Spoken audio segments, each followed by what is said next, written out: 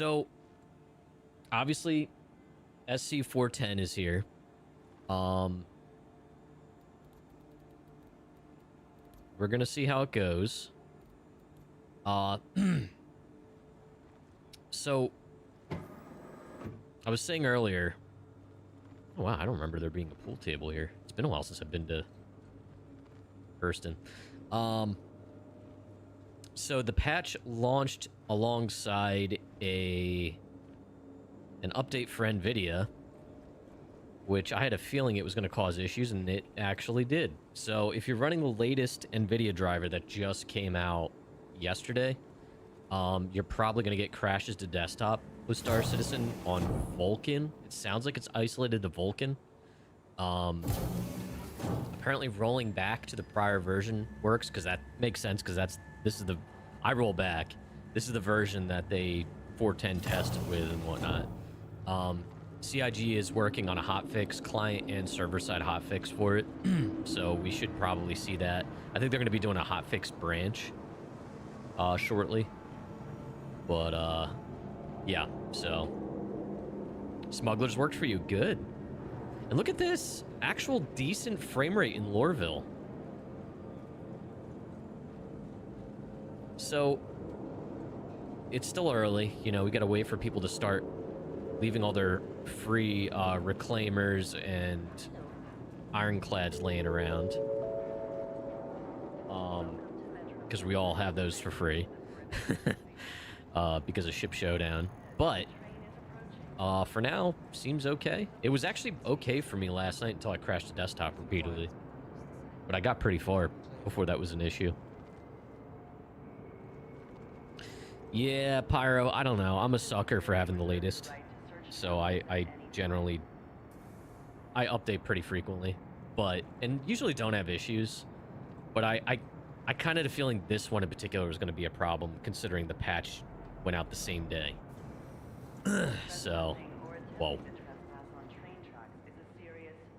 So anyway. So, I'm in Lorville because I came out here because they finally freaking added the Golem Ox to buy in-game. So I bought one. And that's kind of where I left off last night. So I now have a Golem Ox I can use with the Ironclad. Which means I have something that can transport 64 SCU if needed. But now, I'm broke. I have 500,000 credits. Because not long before that, I bought the Shiv. So that wiped me out. Then I started recovering. And now I'm back to being poor again. You missed it? Alright, hold on. Exclamation Helldivers. It'll give you about a half a second worth of...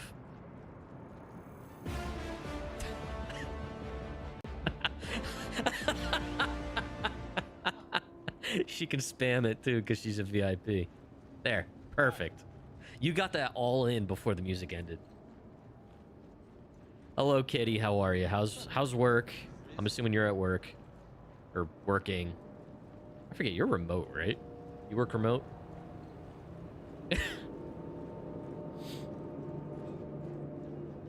All right, so let's go load the Golem onto the Ironclad. So yeah, chat, the Golem Ox is here in New Deal. I think it's like 1.1 mil.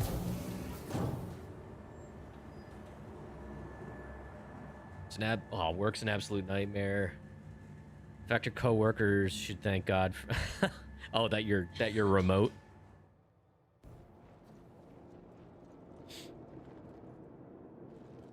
All right, so Golem Ox.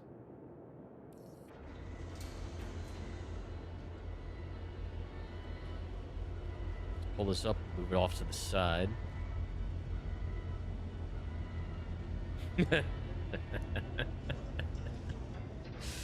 Oh my god. So speaking of work environments, I watched the Inside CIG video they pushed live, I think earlier today. It's a good watch. It's a good watch. It's about 30 some minutes.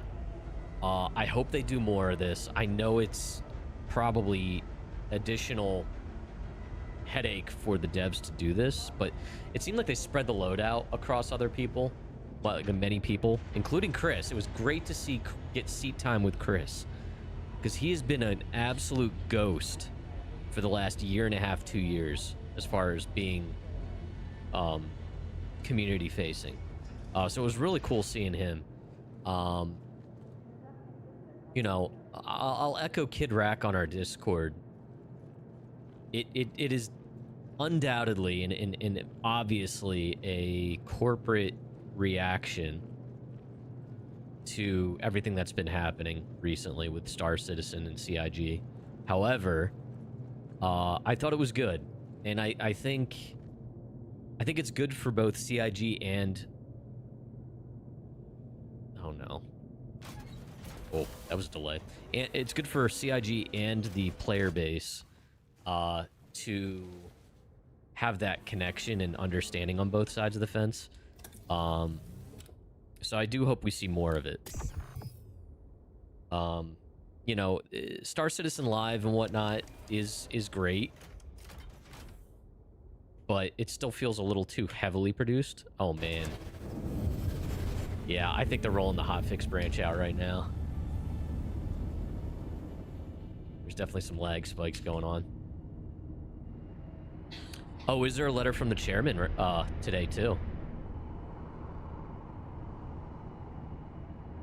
Oh, really? Hold on.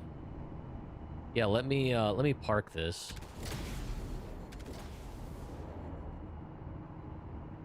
Oh man, I'm so happy to have an ox. Oh man, the input delays are so bad. Oh yeah, they're definitely doing stuff. Oh god, the engines are back on again. Yeah, the input delays are really bad right now. Oh, it just came out. Okay. Well, we'll read that together here. Wouldn't be surprised if this server dies. Dude, I am stuck. Okay. So, I'm assuming that got emailed to us. Yep, there it is. Nope. Don't we usually get that as an email?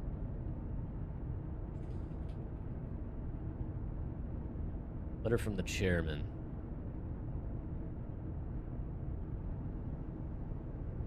Nope, that's the one from 2025.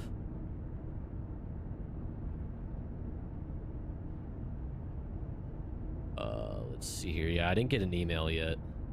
Where'd that be under community?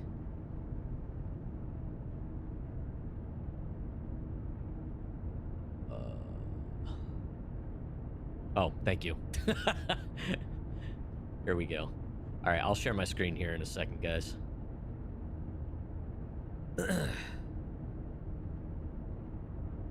Do some reading. But yeah, the Inside CIG video, highly recommend watching. All right, let's see here. All right, let's go through this. So this is straight from Chris. So he doesn't do these too often. Let's see here. So, citizens, thank you for supporting, thank you for playing, thank you for your feedback. It has been great to see more of you playing Star Citizen than ever before, with 35,890 concurrent players at our peak this year. And that growth goes well beyond a single peak. In the first half of 2026, we saw a 7% increase in average daily players and an 11% increase in monthly active players compared to last year. Seeing more of you playing and spending more time in the verse has been incredibly rewarding for all of us at CIG. Star Citizen Alpha 410 is an important step on the road to Star Citizen 1.0 because it brings area and encounter instancing to the persistent universe with Siege of Warson. We already have a basic version of we already have a basic version of instancing in the game via player hangars, but this next iteration of instancing brings the ability to stream arbitrary areas and all the related content in on demand, a seamless connection to the main universe. I'm probably gonna get kicked out of my game. Hold on a minute. All right, sorry. Where was I? I should probably highlight. Okay, so related content in on demand, a seamless connection to the main shared universe, along with dynamic server loading. Instancing in 4.10 is the first use case of dynamic server meshing in Star Citizen, so that's cool. That's cool. We knew that though. All right. Straight from Chris GPT. All right. Up until now, each universe shard had a set number of servers, each allocated to different areas called territories internally. So Microtech and everything on Microtech is a territory and has a server looking over it. But if too many people flock to Microtech or New Babbage, the static system doesn't have the ability to spin up additional servers to split the simulation load, and the singular server in charge of the Microtech territory starts to run slower and slower, which results in degraded player experience. With dynamic server meshing, we will spin up additional servers as the simulation load demands, subdividing the territories into smaller ones. That's cool. When instances are created, we monitor server load, and when we hit a specified maximum load ratio, we will spin up additional servers to manage the additional instances dynamically.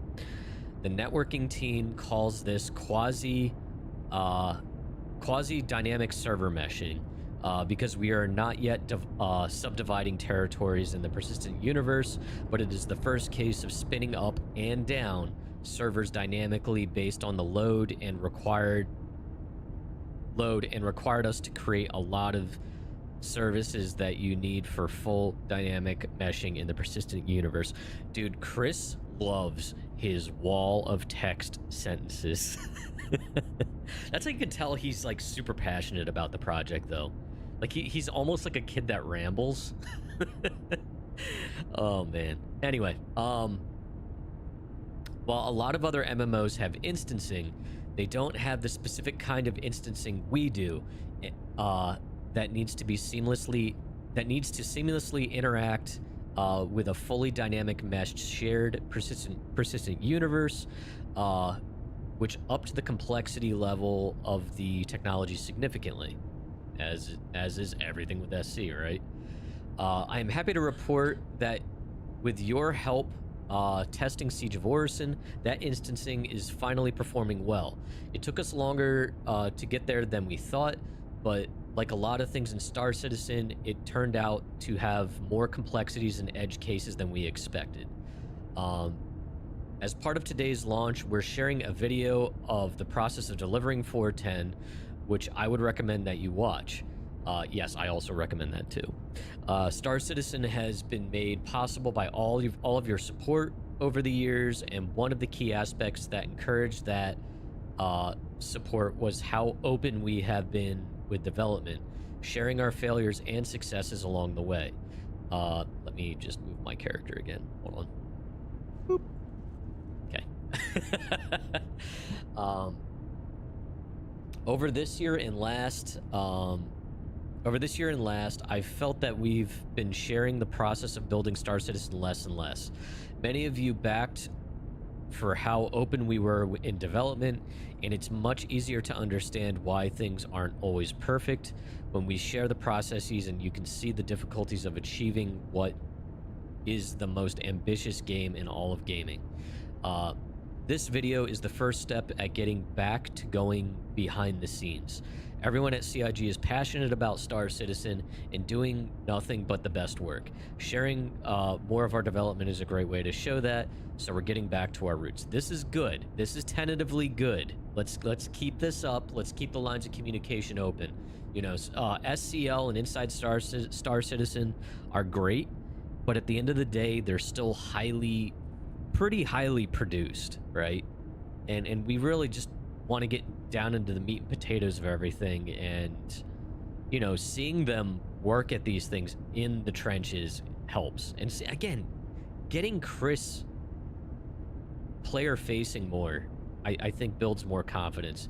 He's felt very disconnected from things, even though we all know he probably hasn't been. But yeah. I also want to take the opportunity to clear up some misconceptions that I see in community discussion. The biggest one I see floated in Star Citizen's technical issues are due to its engine choice. Star Engine is our engine, which originally started as a branch of CryEngine 3. Since October of 2015, we stopped taking updates and have just been refactoring and adding to the code base to the extent that there is almost nothing left of the original engine. The entity system renderer,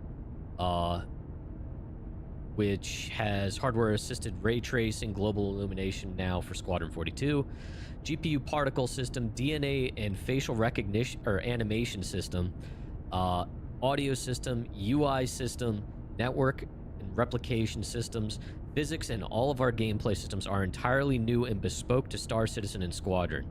In addition to the game engine, a game engine is only a small part of the code and systems that you need to run a massively multiplayer game like SC. We have dozens of distributed online services that run in the cloud, connected to multiple databases that all have to be managed as one big synchronistic system. Nothing left. Dev screens in 410 vid still show. Oh, really, Yuri? Really? Oh my gosh. All right. I'm sure there's still remnants, and it still has CryEngine DNA, right? That I didn't realize there was still that much of it left, though, to be honest. All right. The switch from CryEngine to Lumberyard was for Amazon Web Services, which is where we ran our servers and platform for many years. Lumberyard started as a full branch of the same CryEngine branch we were based off, so we could switch it with no changes on the core engine side, as Amazon had bought out the rights to the engine, or to that version of CryEngine. Amazon heavily modified CryEngine over the years, which is what people know as Lumberyard Engine, and there was good work in there, but we never took any of this, as our tech roadmap has always specifically been for the needs of Star Citizen and Squadron. In 2020, we came to agreement with Crytek that gave us a perpetual license for the branch of CryEngine we were on, for all our current and future games, giving us full control over the use of Star Engine going forward, which you can appreciate is important due to the investments we have made into our technology. There is no game engine that can do everything we can do in Star Citizen. There is no game that can do everything we can do at the scale and fidelity that we do it. That is because it is a crazily complex and demanding set of requirements to operate with the detail we do in a seamless first-person viewpoint in the universe that you can go to any corner of and explore. Every planet or moon is fully realized and circumnavigable on foot, by vehicle, or by ship. Every vehicle operates like a real one, a complex set of different components that enable your ship to fly and sustain you, components you can physically interact with, that can break or be damaged, and that you can repair or replace. Hold, please. Boop.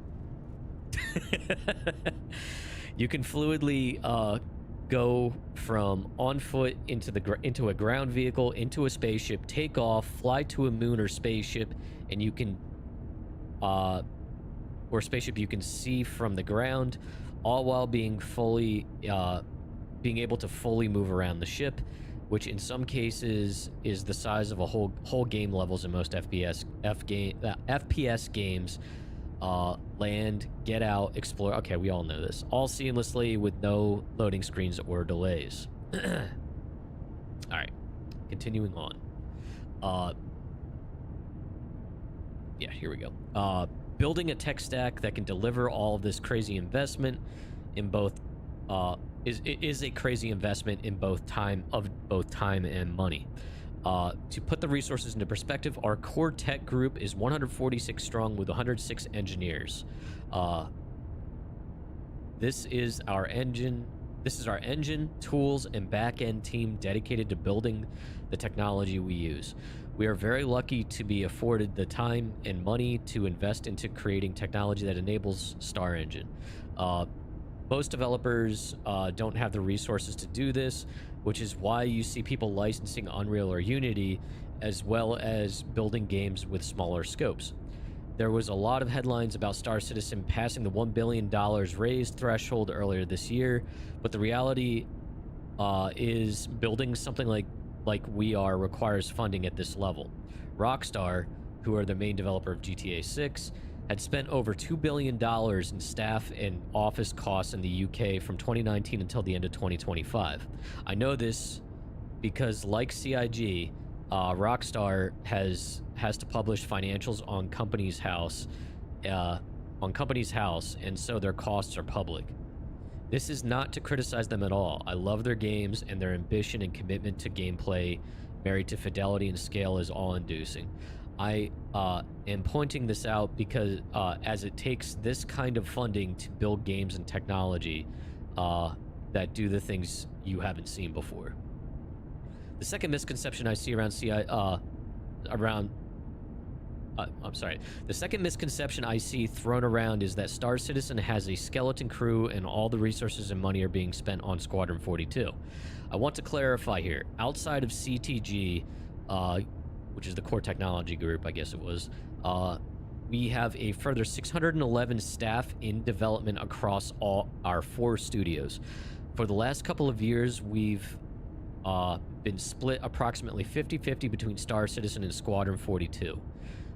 Before that, it was more heavily weighted to Star Citizen.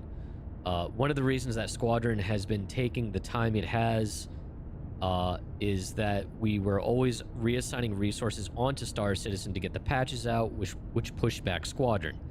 In fact, after our 2023 CitizenCon in LA, where we showed off a lot of the functionality we were working on for Squadron, the majority of the gameplay engineering team spent a large part of 2024 bringing a lot of those features into Star Citizen at the expense of Squadron. Towards the end of 2024, we decided that couldn't continue, so we shifted the balance back. In these final months on Squadron 42, that split is now 55% to 45% in Squadron's favor to ensure we get Squadron 42 bug-free, polished, and optimized. Yeah, it is interesting, right? Because the sooner we finish Squadron 42, the sooner the majority of the development team can focus back on Star Citizen, bringing Star Citizen to 1.0. Having to split time and resources between 2 hugely ambitious projects is very difficult. There is no doubt there. Which brings me to the last thing I wanted to touch on, Squadron 42's release. Here we go, guys. At CitizenCon 2024, we announced we would ship in 2026. Our plan was to release in Q4 around IAE, but much like the rest of the industry, there is no way I want to launch my spiritual successor to Wing Commander, a game that has had 12 years of blood, sweat, and tears invested into it. We developed Squadron 42... Hold on. We started Squadron 42 development in 2014, as 2013 was opening studios, hiring people, and getting the hangar module for SC. Launching into the attention buzz Oh, launching into the attention buzzsaw of GTA 6. While GTA 6 isn't launching on PC in November, pretty much all outlets and most content creators will be all over it, not leaving a lot of room for other coverage. Yeah, so that's the thing. Like, even though it's a totally different game, and you can say that about any game, that they're so different from GTA, and that how would GTA affect it? It's literally about marketing real estate. That is ad space, which most ad campaigns online are a lot of them are pay-per-click oriented, and when you have someone like Rockstar, for instance, bidding for that same ad space, that drives the cost per click up. And then even ad buys, which is bulk ad buys, impression buys, that still drives the cost up. So no brainer. And now on top of that, all the content creators, the big live streamers and stuff like that, they'd be fighting for their attention.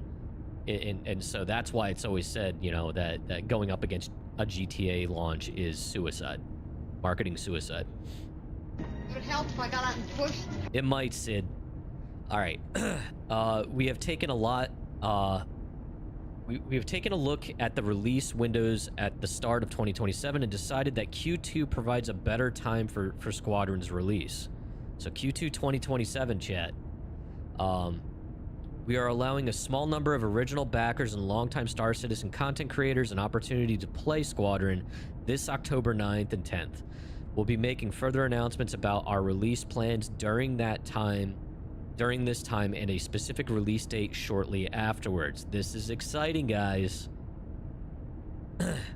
I know a lot of you will be disappointed to not play Squadron 42 at the end of this year, but it is the best thing for the project, as it is truly something special, and so needs the opportunity to have the focus of a wider gaming world. This, I think a lot of us are totally okay with. I want to wrap this up by thanking all of you for your support.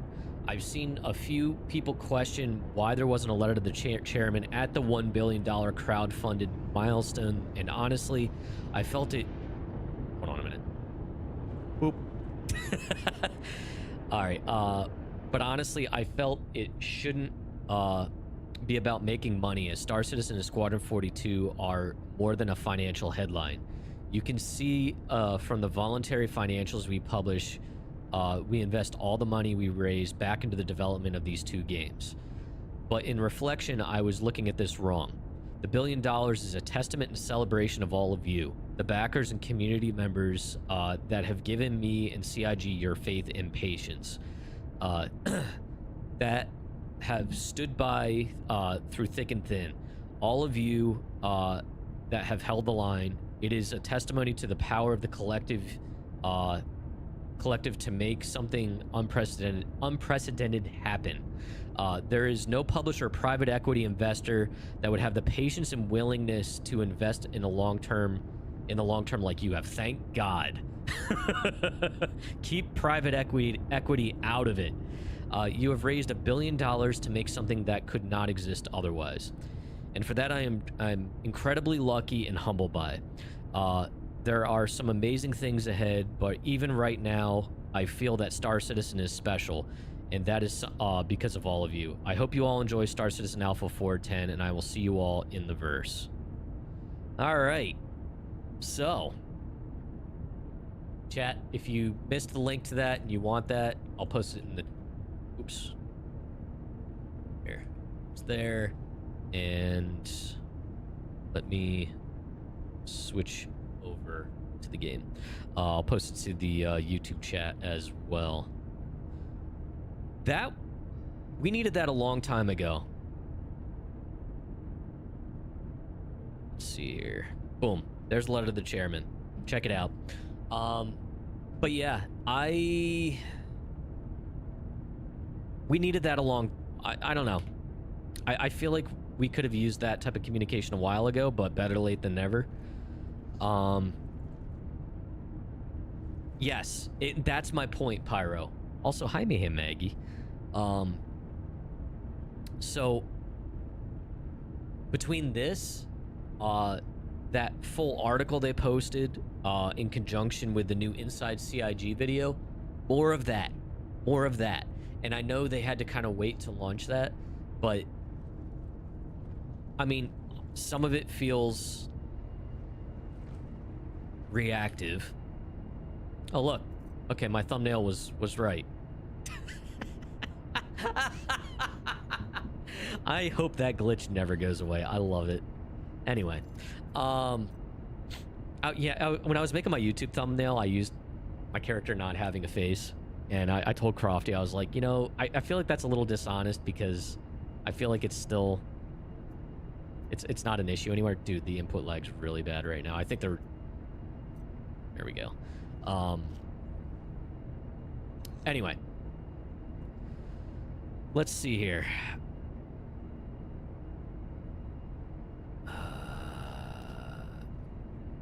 We all know the engine is different and has potential for so much, but $1 billion and how many years later and the servers and fixes are still crap. Here's my take on where we're at with things and instability and input lag and my face missing and everything, right? I think CIG would it would be better if they would just say, there's gonna be unstable portions. We're hustling, we're trying to get everything out there. If they would just lean more into just like brute forcing, right? But, or maybe even saying like, look, Q1, Q2, I'm just arbitrary. I don't know. You know, this quarter and this quarter are gonna be brute force updates. Things are gonna break. It's gonna be rough. Like, a lot of the problems have been they haven't been able to get concurrency on PTU. So that's one way to deal with that. The other and probably more realistic way, which they have mentioned that they're looking into and that they're exploring, is incentivizing the PTU. If there's one learning about the Star Citizen community, it is that the fear of missing out, FOMO marketing, fear of missing out marketing, works, right? Every time there's a shiny new whatever on the pledge store, myself included, we're all guilty at some point of running to the pledge store despite the state of the game and going and getting it, right? What else engages FOMO in people? Time-limited cosmetics, time-limited rewards, rewards for doing certain things.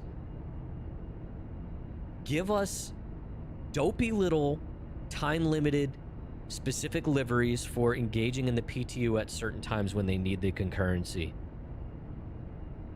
Like, even if that requires them to build some type of system to track that, we know they can track it because when 410 was in the PTU here and they needed that bulk testing this past, I guess it was this past weekend,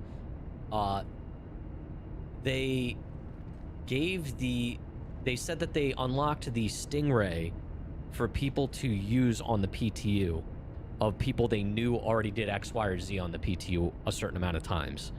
And then they said that other people could unlock it if they did those things, meaning they have the tracking at the user level of what people are doing on the PTO, which probably isn't a surprise, but that means they have a fulfillment mechanism, right? Roll out liveries, roll out cosmetics that are specific to certain times and helping. Like, let's say it's for hauling or mining. Give some specific little liveries for the mole and stuff like that. Like, you know, I hope they do that because it works on this crowd. And that's totally fine and acceptable, you know?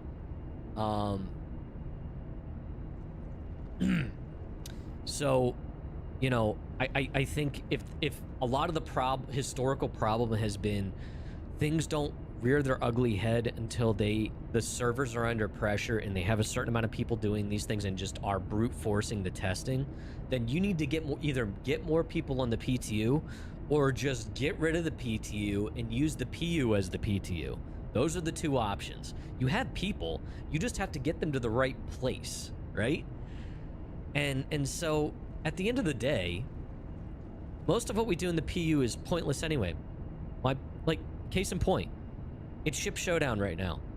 Like, they're always talking about balancing and getting rid of exploits and stuff, but then they'll give us all free reclaimers. I have a free reclaimer. Everyone has an ironclad right now. Like, So you got rid of exploits over here, but you gave people a bunch of ships that can seriously make money, which skews the economy. Not that there's much of an economy in the game, but like my point being, it's still just a dev sandbox no matter how you slice it. Like, just lean into that more. Or at the very least, incentivize the PTU so people get over there.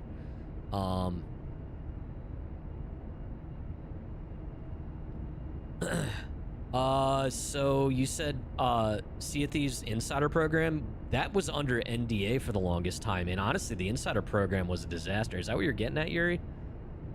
Honestly, until recently, it was under NDA, and that was effing stupid. But yeah, like maybe your point is the incentives. Did Rare do incentives for doing insiders? I think they did, right? Yeah, they opened it up, but yeah, for the majority of Sea of Thieves, Insiders was under NDA. That wasn't until like maybe, yeah, like a couple years, maybe it has been 2 years now. But I mean, I've been playing Sea of Thieves. I took a long break, but I've been playing since beta. Okay, yeah, so that's your example. Rare incentivized it.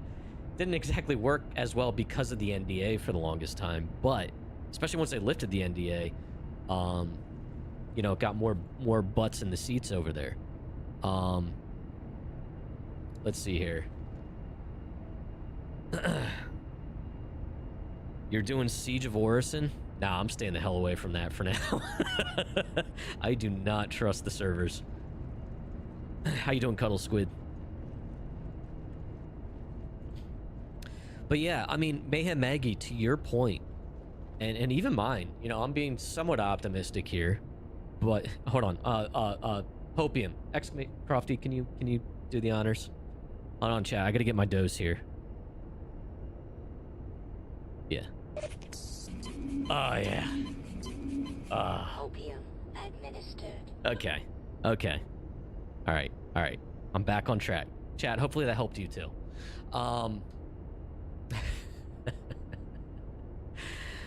But yeah, what was I gonna say? To Mayhem Maggie's point, they have burned a lot of goodwill this past from 4.8 through 4.9, especially with the stuff that happened, and all of this is completely, and like that letter from the chairman, completely bypasses the PR problem they have on the marketing side right now. And that does coincide and relate directly to the state of the game. The marketing does not reflect the state of the game. There's a disconnect. And that happens because they have to sell spaceships, because they have to keep things funded, because as Chris said, and he's not lying, it's an expensive endeavor. You know, on one hand, I think the crowdfunding model is fantastic because it keeps private equity out of it. Private equity, all they do is consume, strip for parts, and leave it for dead. That's all they do. Big and small studios, doesn't matter. So, whatever it takes to keep private equity out of Star Citizen needs to happen. That said, the project isn't going to continue to survive from a PR perspective if it's marketed one way and the experience is something else.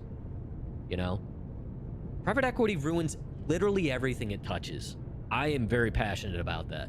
It's a bunch of rich people that they don't care about the company because the company is a part of a larger portfolio. All they're looking at is profitability, and the minute it's not profitable, they will strip it for parts, cut headcounts, and then sell it because they showed that the profit margins are good. That's what happens. That's what happens. That is inevitable. That is the inevitable end of every private equity engagement.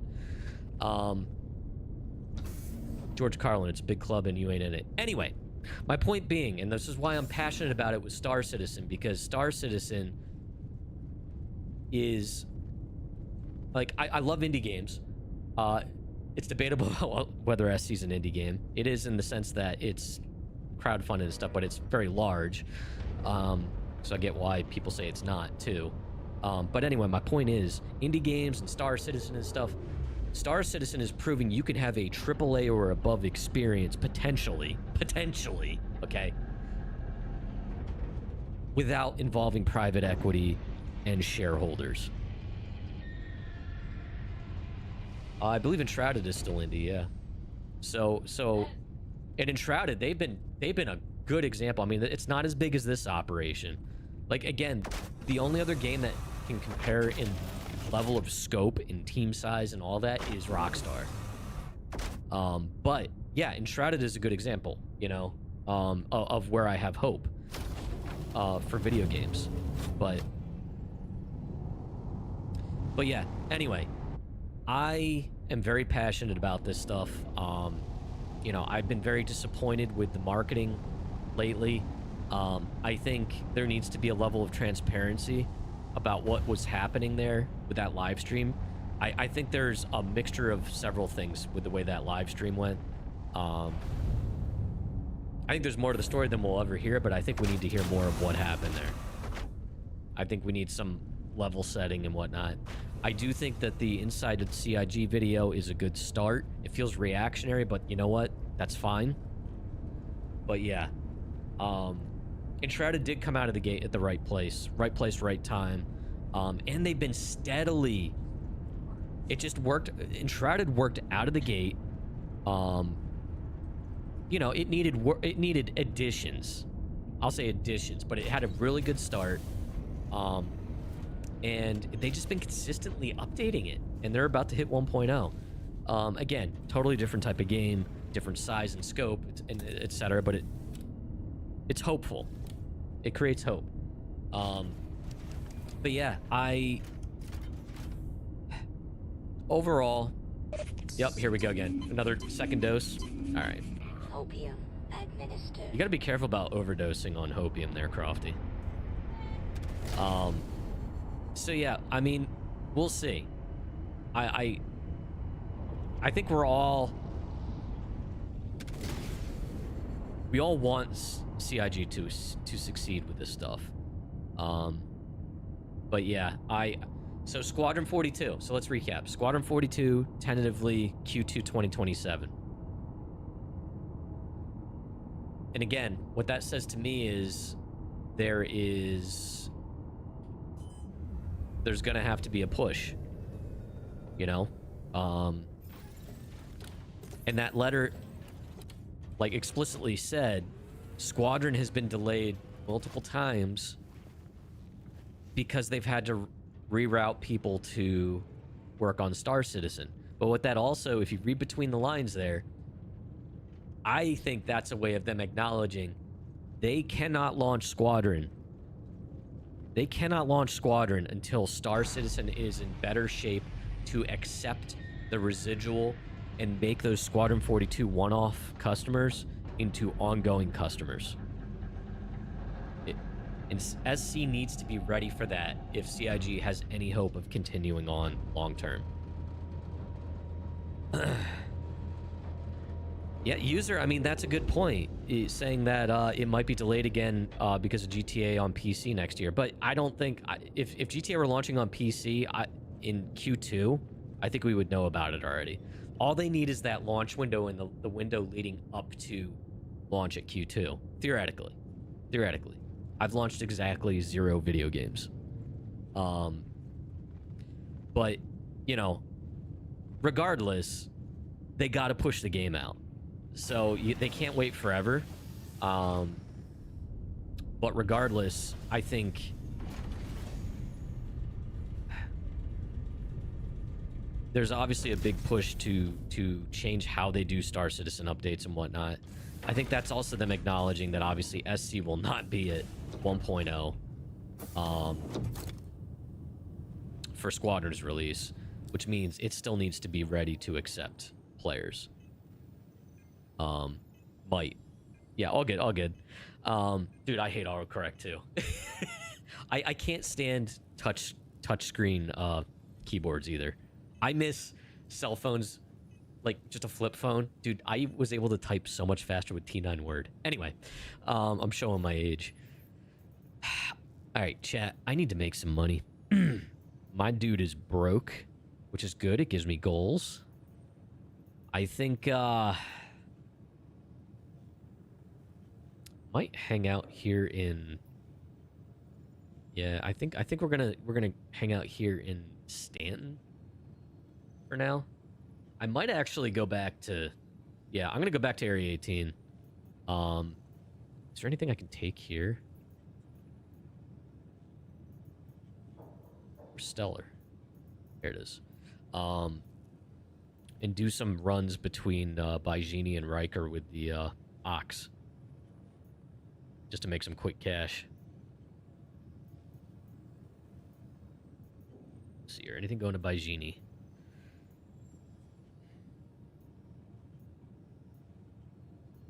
Yeah, whatever. I'm going to spend half my day just trying to find a mission.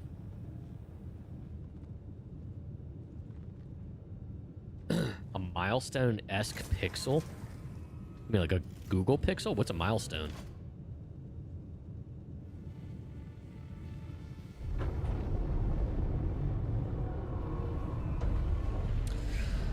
But yeah, guys, I don't know. Overall, I think that was the right stuff to hear, both between that video and the letter from the chairman. You know, we'll see what that means. Actions speak louder than words. They need to maintain this now, and it kind of never should have come to this. For God's sake. Yeah, see, this is still happening. They said they fixed this. All right, well, I'll be looking for the issue council for that later. But yeah, they have a lot of goodwill from longtime backers that aren't going to help shield them anymore. That they need to build that back. Oh, the Milestone series? Maybe that was only in Europe. I don't think I've ever... Early androids, landscape sliders. Dude, my first android was an LG Ally, because it was the only one I could afford.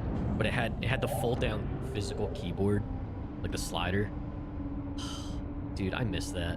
I miss physical keys, physical buttons.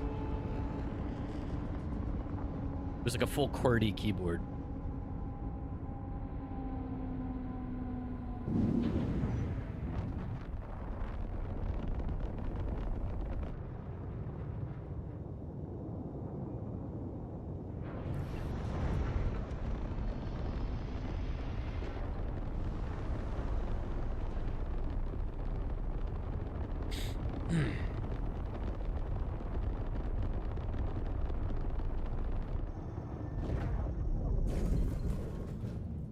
Okay, so I think we're gonna be largely doing some hauling, probably mostly with the Ox, but we'll see.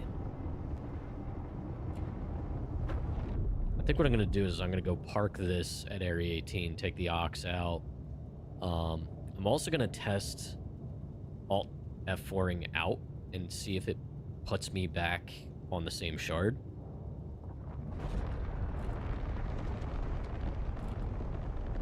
I want to test that a few times to see if that's reliable. I don't know if they actually fixed it.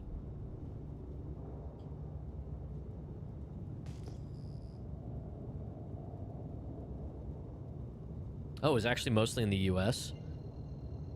Alright, you know what? Let's just hop. Then I'll adjust.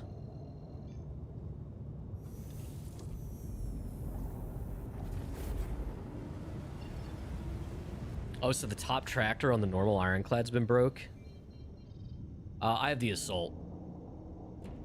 So I've never had the luxury of a top tractor beam. And it's kind of dumb in my opinion. It's like a forced, like, downside of it.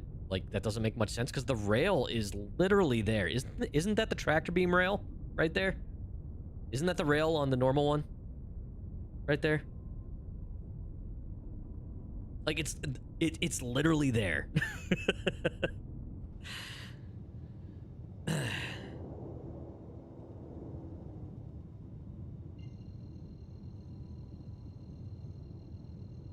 Oh, I don't know. Crofty watched New Girl. I did not. Oh, you didn't? Yeah, you watched that. Zoe Deschanel annoys me. I can't. I hashtag can't even.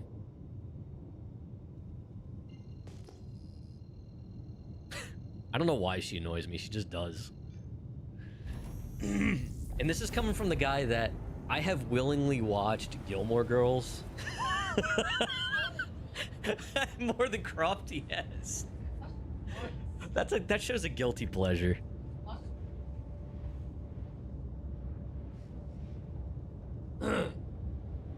Why fiddle with a rail when you can use a railing? I'm not into those alien ships. I don't feel like flying a Pokemon. I'm glad you like it. But yeah, I don't even know what I was talking about. I don't know. Anyway, we'll see where things go. I mean, based on where we've been at the last few weeks.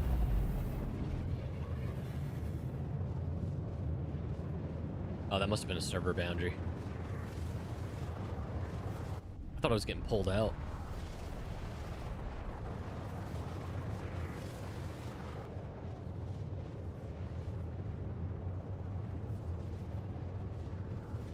Why does this sound different? Whatever.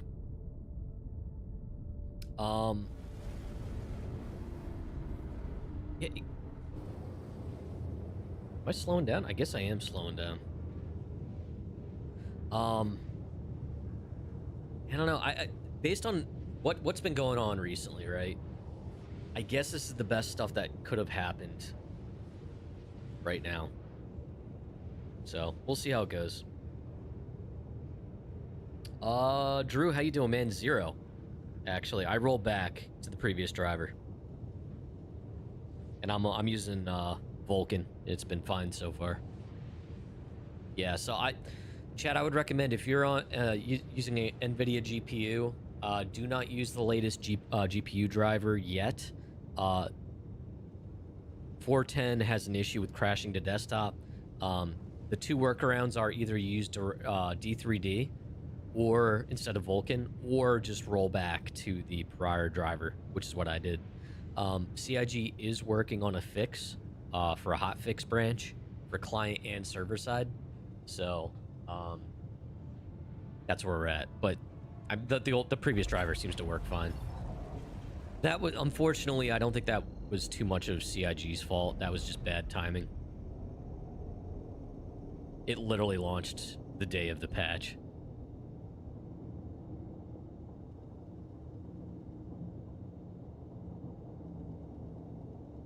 All right. Area 18. Area 18. Area 18.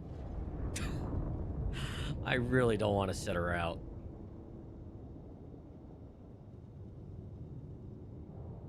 Where's it? Ah, there it is.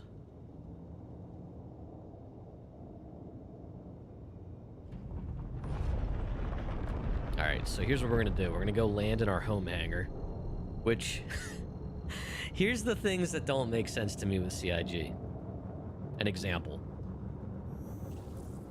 With the Ship Showdown, we all have access to a bunch of the Ship Showdown ships for a limited time, which includes the Reclaimer, which gets an XL hangar.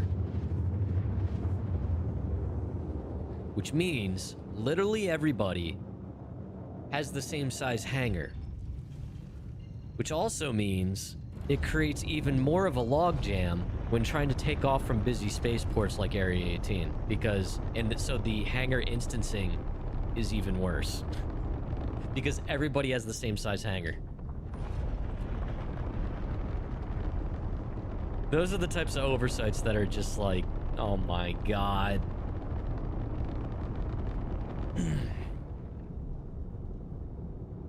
Aside from your internet being offline for a couple hours while it's being fixed. Ooh, good. I hope that works, by the way.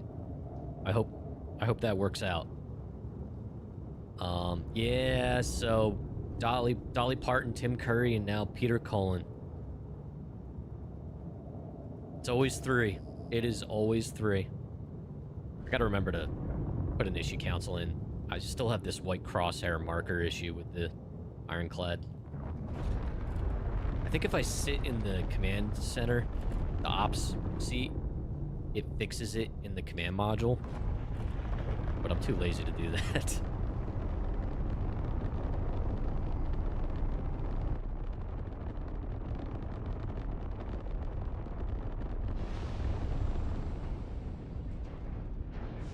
Yeah, Drew, I hope, hopefully that resolves your internet issues. Did they say they knew what the issue was? 2 hours is an interesting amount of time. Oh, did you lose internet?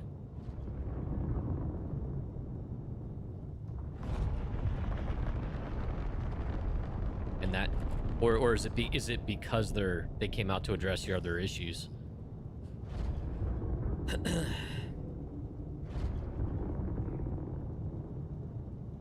I will say, despite our internet issues here, it seems like the East Coast, Northeast specifically, is the most stable region for internet. Because I know people that live in the South, I know people that live Midwest and West Coast, and I feel like that you all have more problems than we do, even though we do have issues.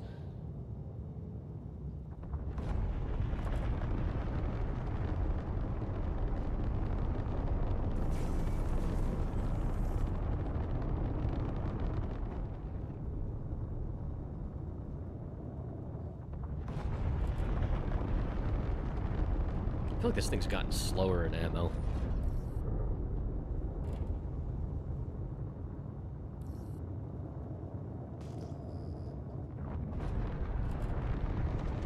XL hangar. I'm not used to having to go over here.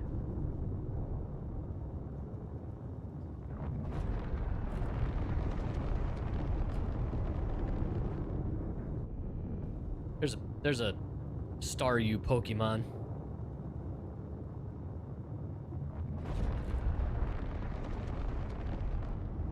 Was it Star B? Was it Star B and then Star U? God, it's been so long. Was that the evolutionary path of that Pokemon? Pokemon. Chat, back in my day, there were 150 Pokemon. 151. Sorry. 151. Dude, my ironclad feels so tiny in the XL hangar.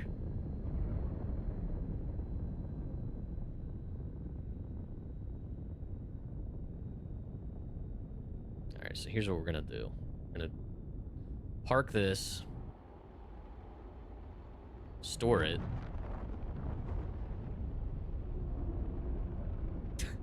Dude, the size difference between the large and the XL hangar is ridiculous.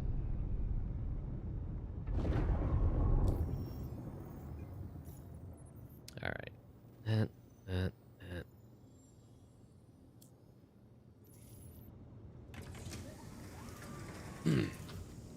Before we take the ironclad back out, I am going to make sure I bring turtles. Oh, wait, I might need to get turtles. I was at least smart. I was at least smart last night. And I did stock up. I did stock up on supplies and stuff. But I forgot to bring my co-pilots.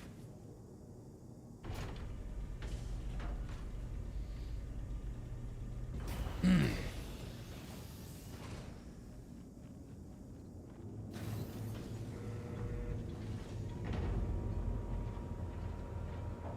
so glad we can finally buy this in-game. So yeah, Chad, if you're just joining us, you can get the Golem Ox now in-game. You can buy it at New Deal for like 1.1 mil.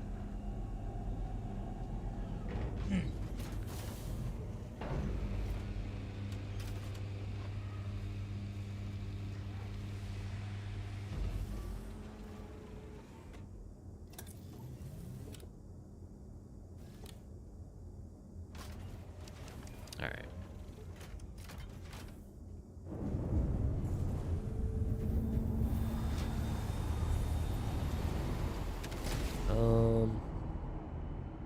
Let's put it over here, I guess. think I have the Salvation parked over in the other corner.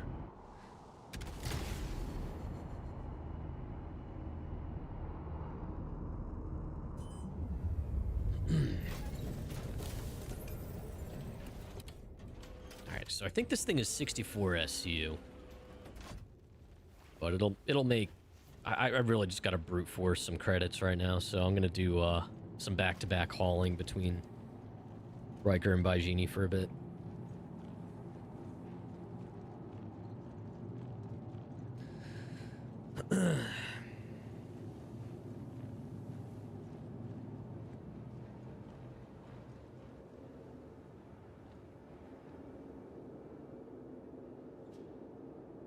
I guess I could just leave that out rather than store it. Yeah, there's really no reason to store it, actually, now that I think about it. It is my home hangar. It should persist.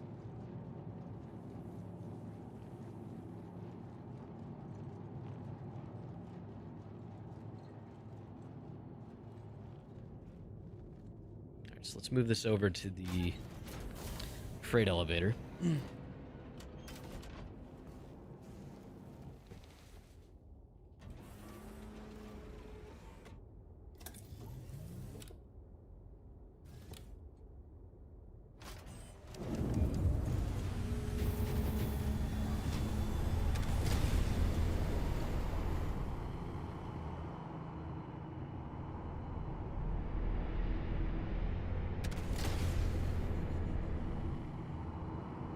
Look how small the freaking ironclad is in here.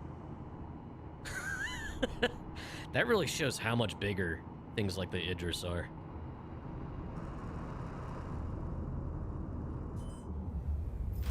Freaking Idris takes up a lot more space than that.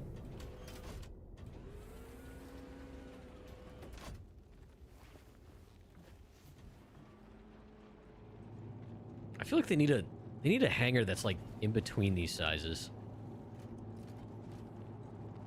Alright, I guess it would help if I picked up some contracts.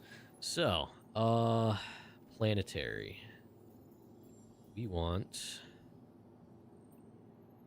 Let's see, how many... Of course, that's 108 SCU. Oh, crap, that's right, I can't... Alright, what about this? Oh, I can't do all these. Mother...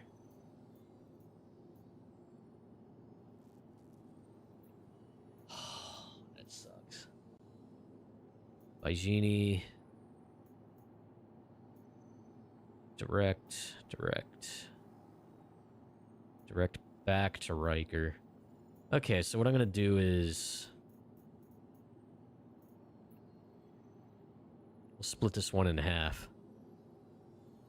Yeah, that's fine. Hopefully putting these back down won't... Riker or Baijini, yeah. I mean, the smart thing would be to bring out, like, the Hermes, but...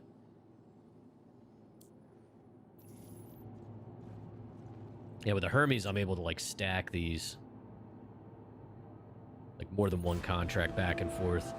The Hermes, like, was the best way for me to make money this way, hands down. It's been a long time since I flew that ship. Alright,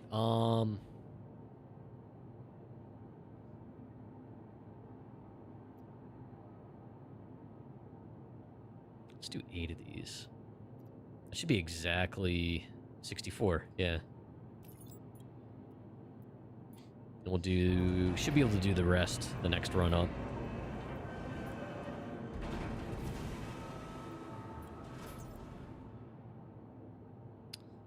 Alright.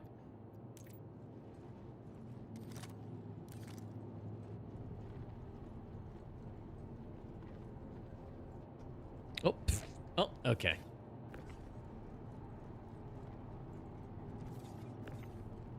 It's fine. It'll buff out.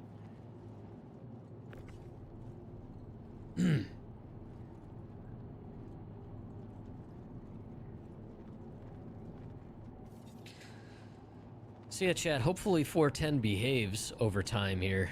You know, because I did miss playing SC.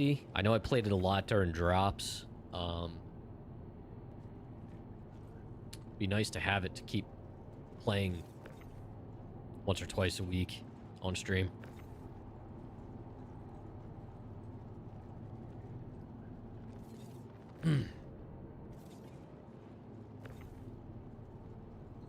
It has been nice getting back to Mass Effect.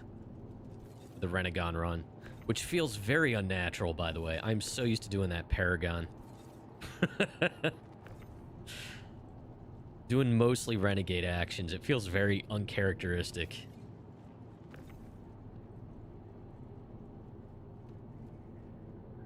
And I kind of wish I would have gone female Shepard this time, too. Because I feel like the female Shepard voice actors... Is it Jennifer Hale? Is that her name? I know, she sounds like more of a badass than Mark Meer does. He's definitely more of a Boy Scout. I love Mark Meer, though.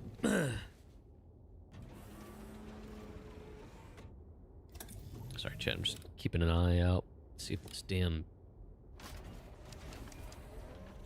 have a new hat merch sample showing up. I want to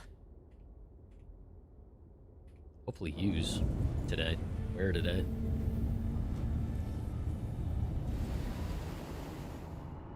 Jennifer Hale, yeah. Hell yeah. Didn't realize I said that. What a great little ship, man.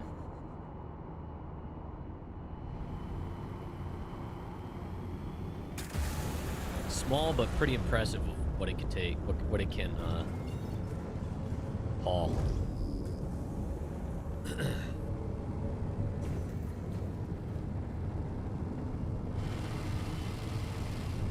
See, I think next session for Mass Effect, I should be finishing off Mass Effect 1 and then probably starting 2. It didn't send your previous messages? Oh, no. Oh, were you answering my questions? I'm sorry.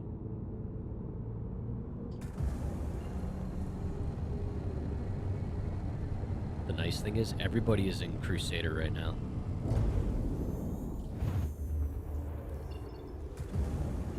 Let's keep it that way. That's another reason I'm not doing Siege right now.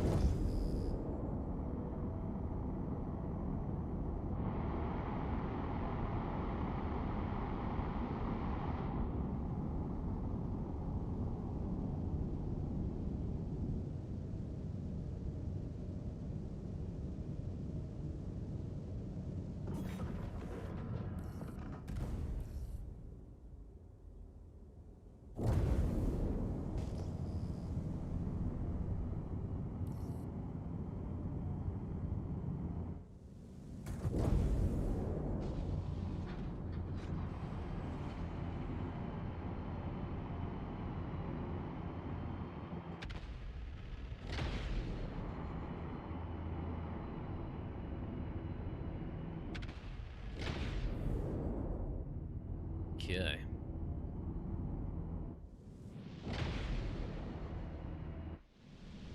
The fact that this holds 64 SCU and it fits in a small hangar is awesome.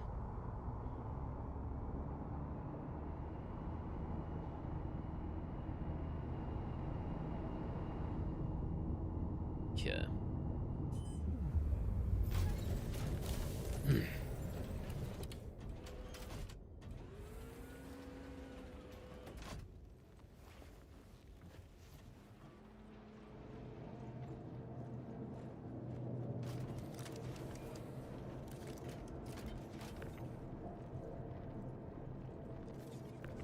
I was kind of hoping our Amazon order would have showed up today by now as well. I ordered a new meal replacement protein powder to try out. For years I've used Orgain, their chocolate protein powder, which has been good, but wanted to get something with more nutrients. So I forget which one I got. It was really highly rated though, the one I got to try out. I don't think it's gonna be here in time. Come on.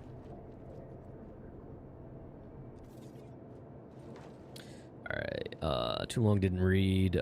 Started upgraded net 2 Saturday evenings ago. Went down the following Wednesday. Scheduled a tech visit for following day.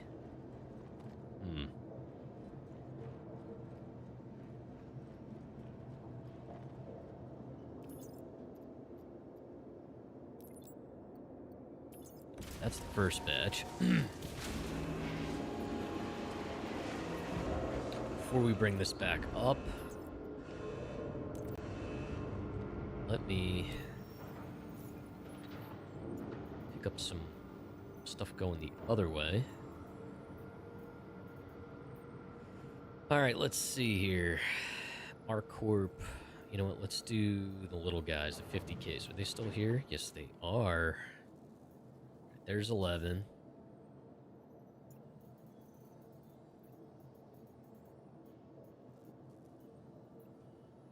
There's 9. So there's 20.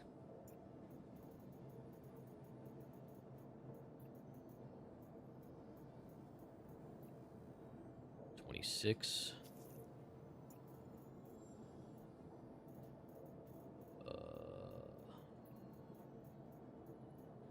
Let's see here. 37.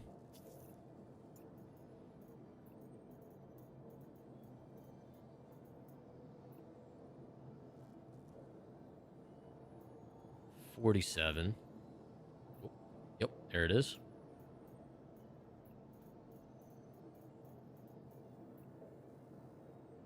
$57. All right, should be able to take all these. But the visit wasn't free. Tech you were chatting to said they could make it free. You said yes. They said visit scheduled for Saturday. You were pissed. Unplugged modem that Wednesday. Saturday morning, tech was scheduled to come out. You plugged the modem back in. It worked. Oh my gosh. Is this Comcast? I've heard West Coast Comcast is way worse than it is out here. Sorry, it looks like you're still telling your story.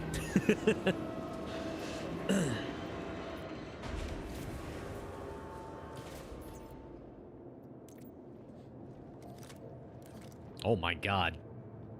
This is gonna take a while.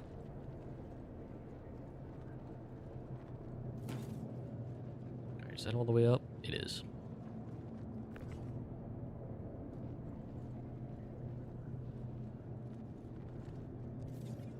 Hey.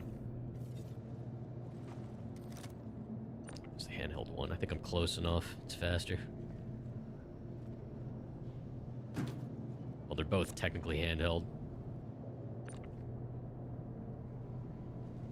You tell the tech, he checks the line, found a prong on the coax cable bent, and he replaced it. It's worked fine till this morning. Oh my god.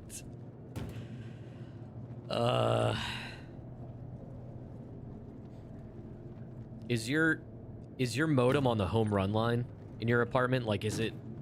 Home run line refers to, like, the closest to where it comes in with the fewest amount of splitters.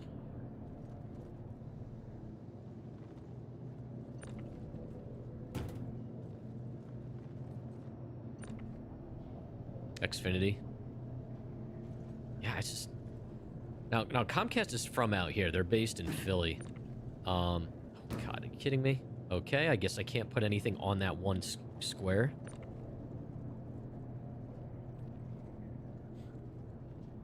Yeah, so the closer you can put it to the modem, to what would be considered where it comes into your apartment, not the building, but your apartment, eliminate as many splitters as possible, because every time it splits to go to a different room, it weakens the signal. And actually in our apartment, because we don't use cable TV, like we just stream everything over Wi-Fi, I disconnected I figured out where the splitter was that splits to the different bedrooms and stuff, and just I removed the splitter entirely, or I disconnected the other bedrooms. and I had a coupler I used instead, which did improve it. Now the problem is with a lot of these apartment buildings, the coax in them is like original. So like if your apartment building was built, you know, in the 60s, 70s, a lot of that is probably original, and it's, you know, it degrades over time. It's also not rated as high as far as shielding and stuff like that.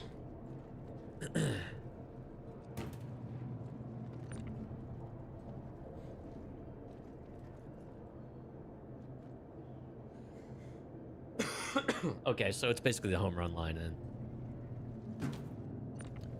Yeah, I mean, it might be something local. You know, or outside of your building. It could be the node. The node is where basically,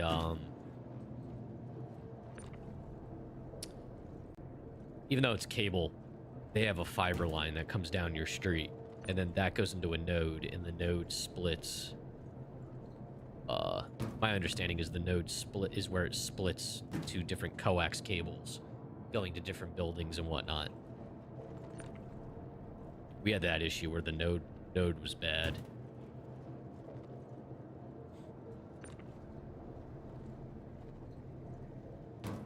Yeah, home run is typically, yeah, the line that comes into the building, and then from there it usually splits once or twice or maybe even 3 times, depending on how big of a place you have.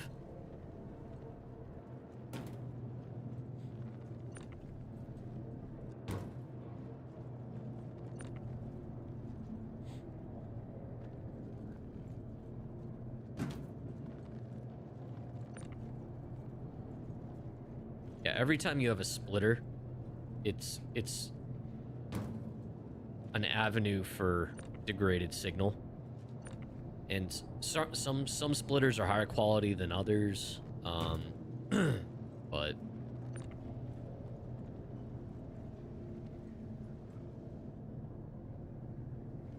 yeah, that sucks, man.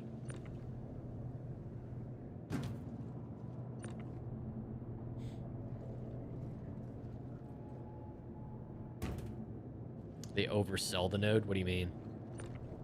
Like overload them? Like too many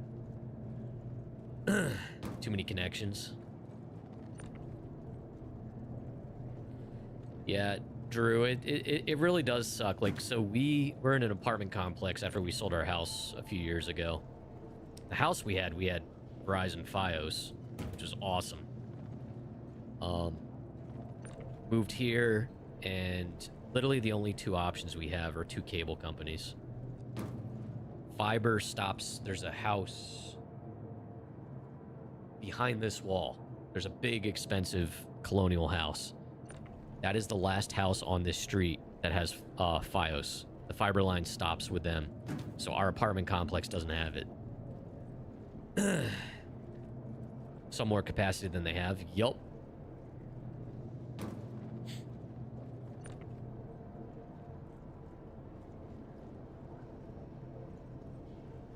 Drew, is this happening at peak times?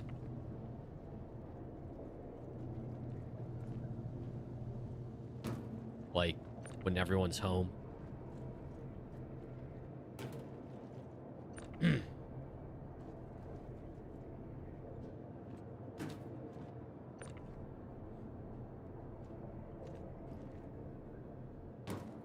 mean, full-on modem losing connection, that sounds like some type of infrastructure.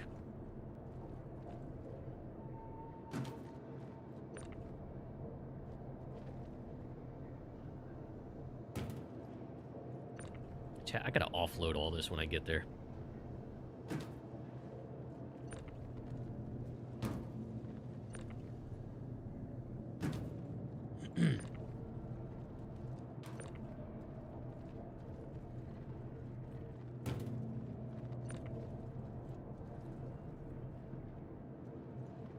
Oh, come on. There you go. Yeah, the last time I had a Golem Ox during a free fly, I made a ton of money.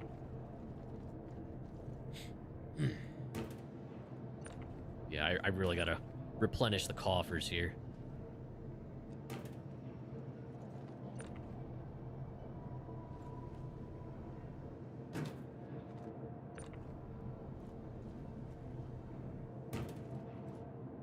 Speaking of coffers, Crofty and I watched, we've been on a Disney kick.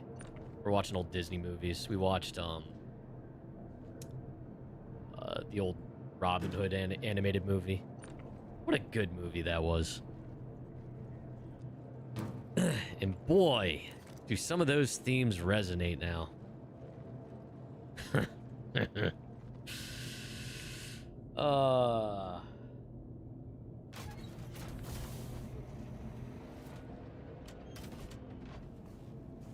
Boy, does it resonate.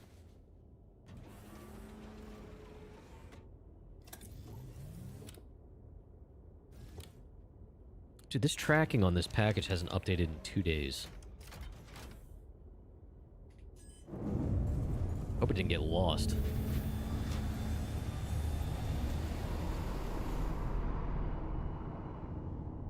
Hello?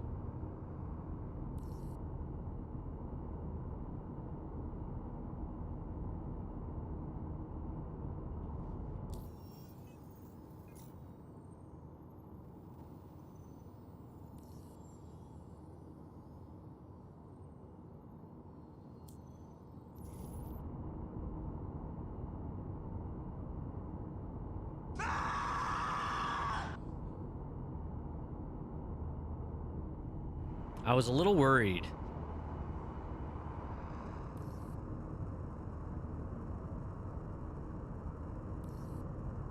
There we go. Maybe it was because I wasn't landed. I don't know. I was a little worried when that door didn't shut when I got here. I was gonna say, if I have to server hop after loading all of those 1SU boxes onto this damn ship.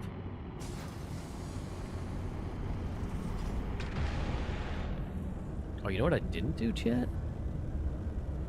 I didn't try Alt F4. I do have to experiment with that.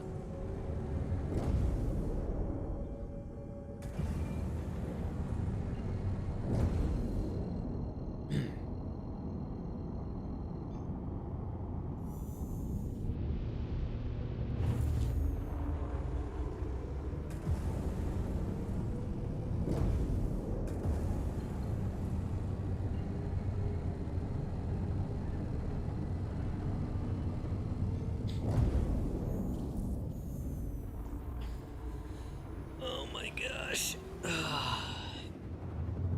Chat, thanks for hanging out.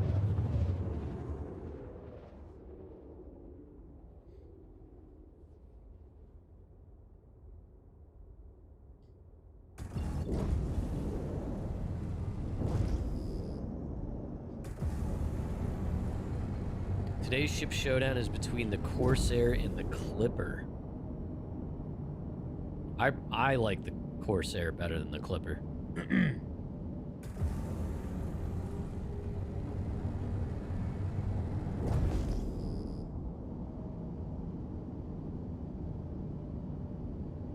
That's just me, though.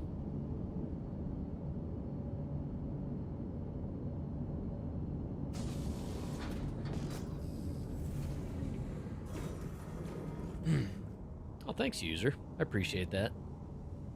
Yeah, I've been trying to think of some new SC videos I could make, like not just live streams. But honestly, like, I mean, most of the content I make for SC, like outside of live streaming, is like workaround stuff, workaround citizen stuff. And I haven't had too many things to work around. Knock on wood. But yeah, I am gonna start doing some War Dogs videos. I'm not gonna be live streaming it, but when that comes out, I'm gonna be doing some compilations and stuff like that. I was doing the beta with Kid Rack, and it was so much fun. So much fun. Well, Ironclad got stored. That's fine.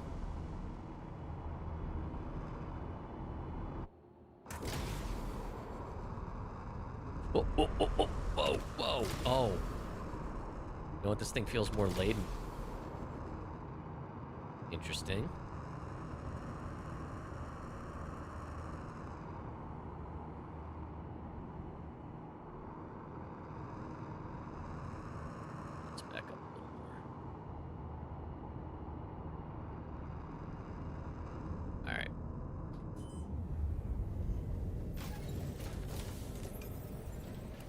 Yeah, I mean, utility-wise, the Clipper definitely has the Corsair beat. How bad are hanger queues? This server, anyway, I've been getting in and out, no problem.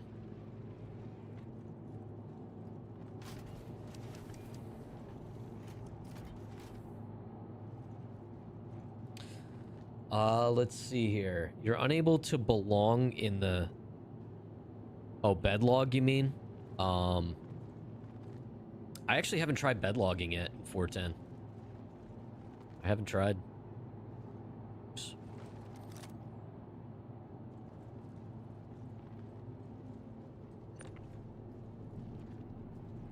So Pyro, I know I said I was gonna live out, set my home out there. I decided against it last minute. I am gonna probably end up migrating out there though with the Ironclad, because I figured if I ever want to get back to Stanton quick, it's nice having a home location I can do that with, if I really have to. And if I want to live out there, I'll just live out of the Ironclad, which is a lot of fun. I know, I'm sorry. Or not Pyro, Nyx. I was talking to Pyro, though.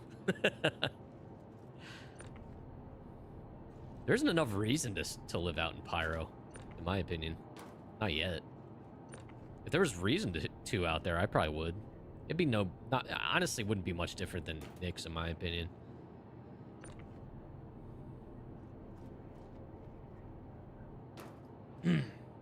Yeah, chat, has anyone tried bedlogging in their Ironclad this patch? I got someone on YouTube asking about it. Apparently they've been having issues with it. I have not tried. Once I deliver these... Actually, once I deliver the next return trip to Baijini, I am going to try Alt F4ing to make sure I get back on the same server. So I want to see if they fixed that. Because there was an issue where crash protection wouldn't put you back on the same shard. And that made living out of the Ironclad a little problematic. Because if you had to Alt F4 to fix something, it would put you on a different shard. I lost several Ironclads last patch because of that. I know, Drew. Drew's not able to confirm because his internet's down.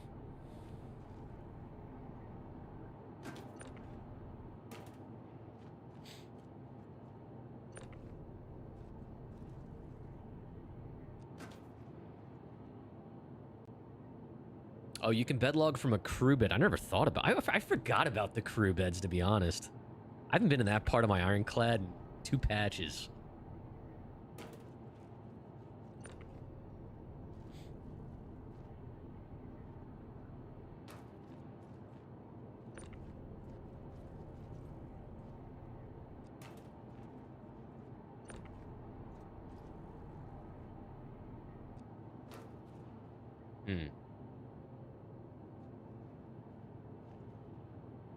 All good, user. You can watch where you want. I'm on both. Whoa. I wish you could just, like, press a button and have a grid deactivate so it, like, just drops all of them. Because it'd be awesome to just drive this in here, press the button to disengage the magnetism. Oh, I have a visitor chat. Hello. You just woke up from your long nap. That's all you've been doing today is sleep. Come here. Want to say hi to chat? Come here. Oh, you brought Goose. She brought Goose.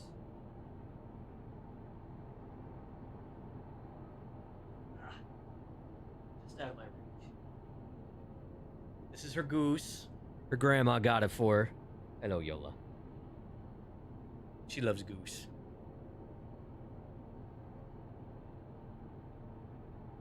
It's gross. It's gushy.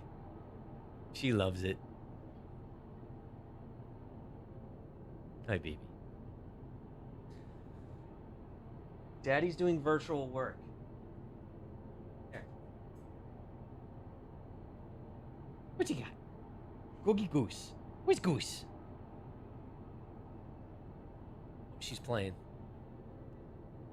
Girl. Never bring it back. You're too much of a husky. Sit. Sit. Yola, sit. Hey. Sit. You're cheating. Hey.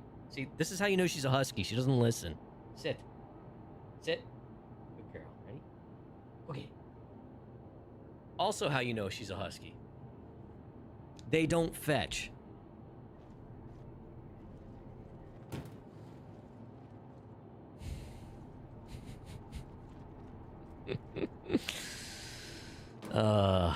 Huskies, my dad has always said, they're incredibly smart, but you don't train them, you bargain with them.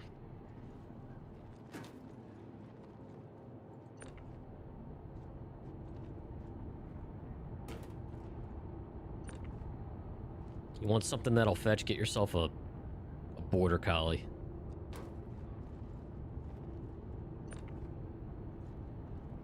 It's funny though, because sometimes she's really good about it because she's husky lab mix. So sometimes a Labrador Retriever kicks in, but more often than not, it's the husky.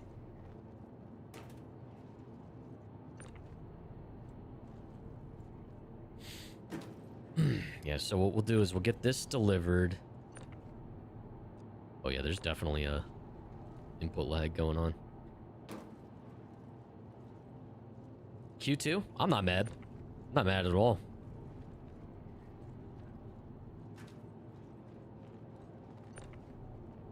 They gotta launch in a way that it'll be sustainable for multiple reasons. So I want Star Citizen for the long haul.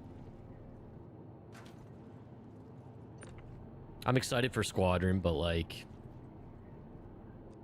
if they got to delay it for business perspectives and also to make sure Star Citizen is in a better state to accept new players from Squadron long term, to make sure we have Star Citizen long term, I'm all for it.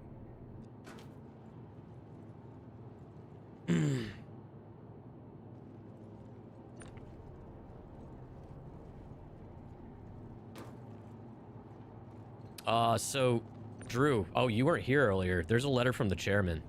I read it earlier. Here. It's a good one. He basically short order is he said Q2 2027 for Squadron. And honestly, there's multiple reasons which he gives. One of which is it's just not wise to launch alongside GTA, not because the games compete with each other, but it's basically marketing real estate. Like, basically, marketing outlets, streamers, etc. are all going to be preoccupied with GTA. So, that's probably the biggest reason. Yeah. It's not a surprise at all, honestly. I don't know why everyone's acting so surprised.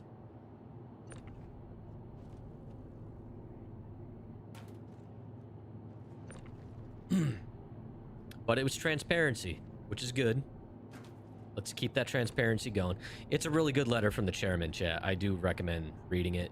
And the Inside CIG video, watch it.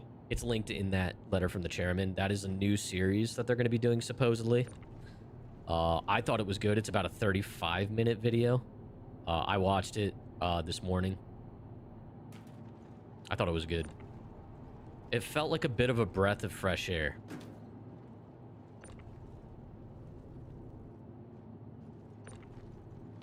All right, cool. I think that's all of them. Submit this. Get the rest of the other load up, and then deliver that, and then we'll test out Alt F4.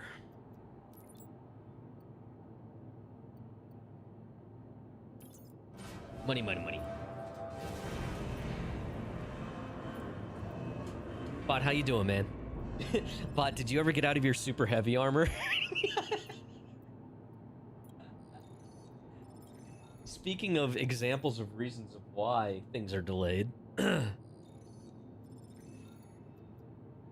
Bot here bought the super heavy armor pack and couldn't get out of the armor once he put it on.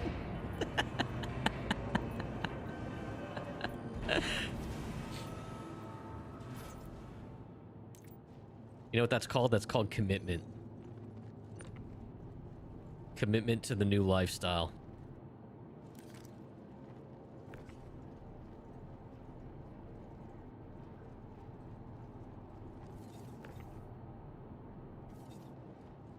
What the heck?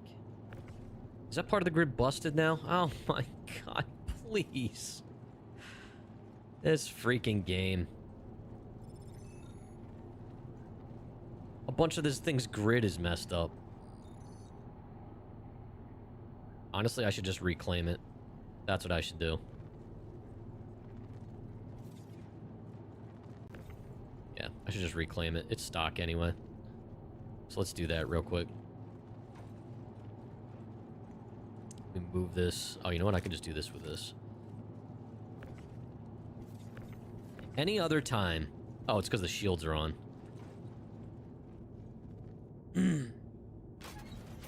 Just move it on to the thing. Store it, scrap it, reclaim it. I think I messed up multiple pieces of its grid.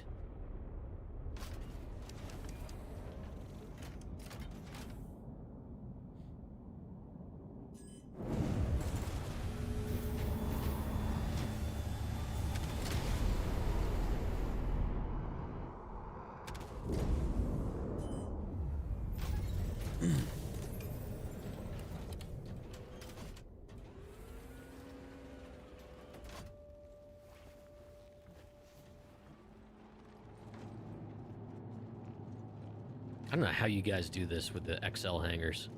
It sucks.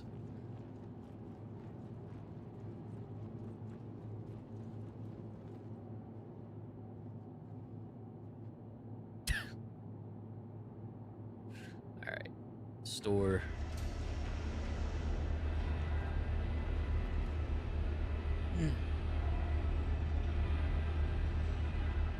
I feel like this elevator's slower than the large hangar too.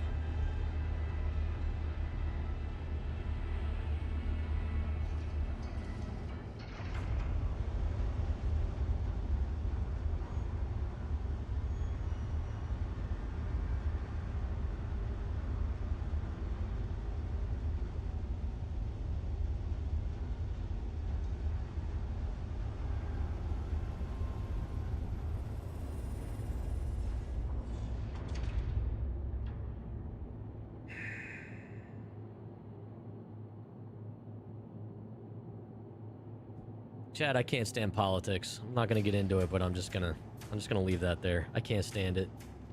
Why is this the reality we live in? Why is this the timeline we live in? Alright, anyway. Alright, scrap. Confirm.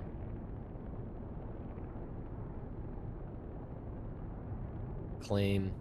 Default loadout. Let's see here. It's not slower, but it's just got further to go. That makes sense. That makes sense. How long does it... What's the delay on that?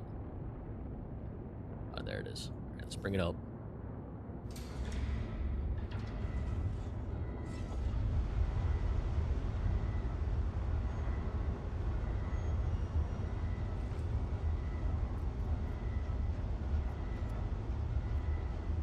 An update. I still don't have a face.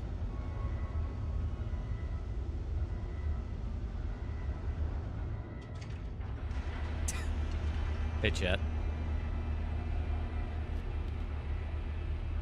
Hydration is important.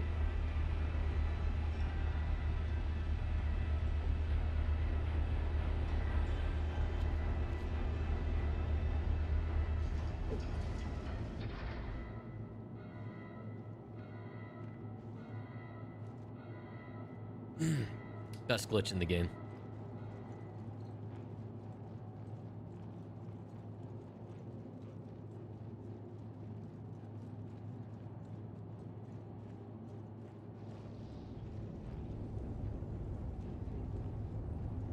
Okay.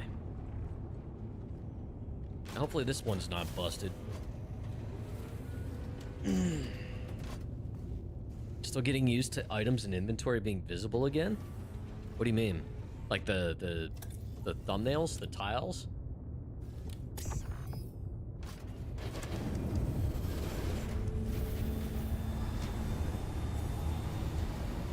Wait.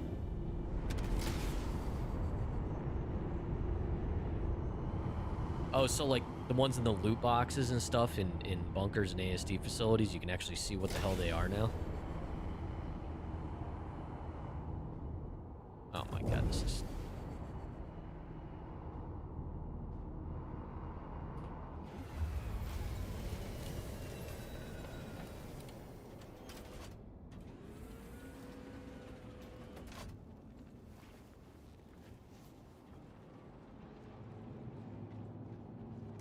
Alright, let's try this again.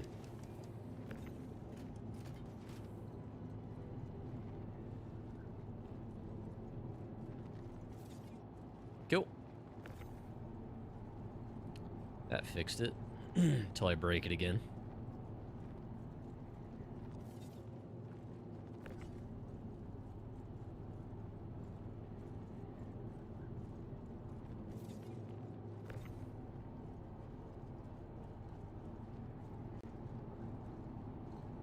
Okay.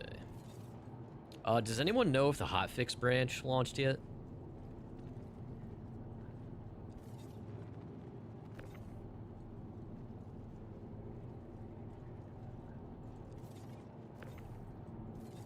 Okay.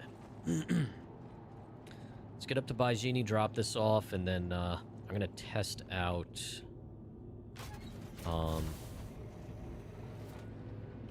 crash protection.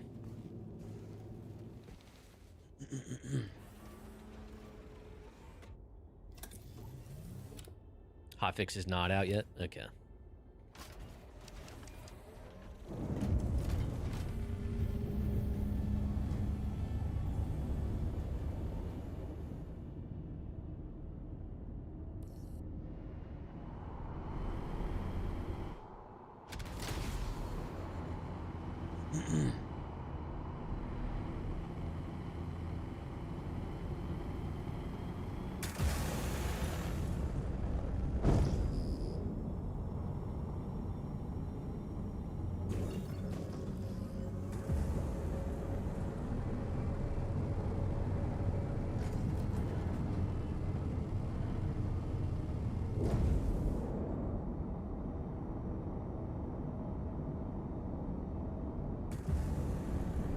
This thing's pretty quick.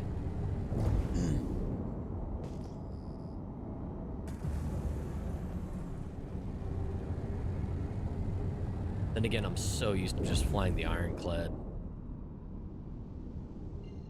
Which, for how big it is, it actually breaks Atmo in a decent amount of time.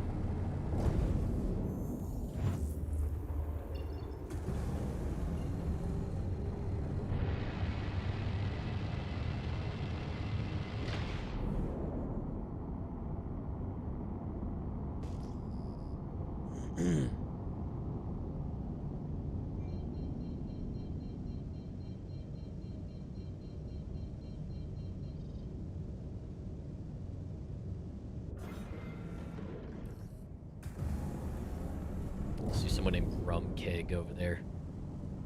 It just makes me think of Sea of Thieves. I really hope... Oh, a minute. Where is... Oh.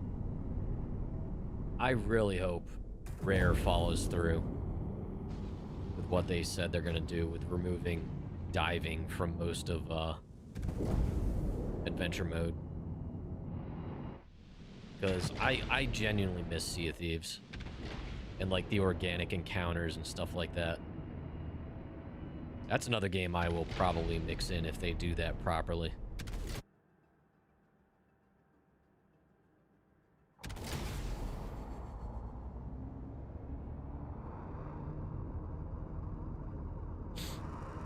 Let's move over a little bit. There we go. Alright, so we'll offload this. I'm gonna go in the middle of space and Alt F4 out. See what it does.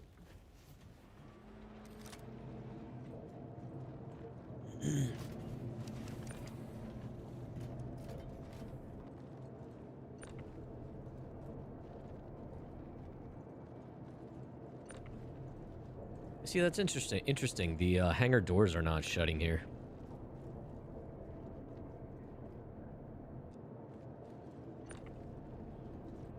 Oh, look who it is. How you doing, Varric? How's your day going? All right, let's get paid. Cool. Putting out fires. Idiot. All good, man. That is way more important than Twitch. All right, how are we looking on money now? Yeah, almost back up to $1 mil. Yeah, so I read that earlier on stream. Promising. Promising.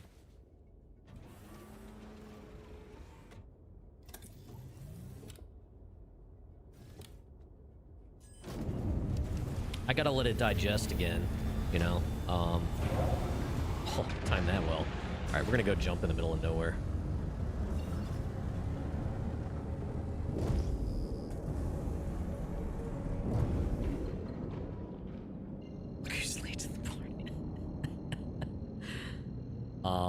But yeah, it's a good read.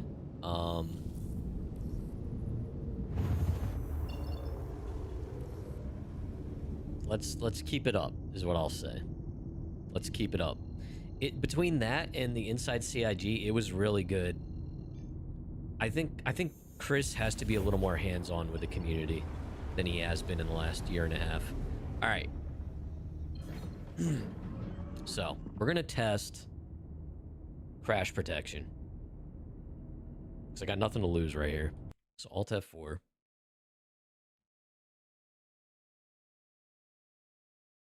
Let's relaunch.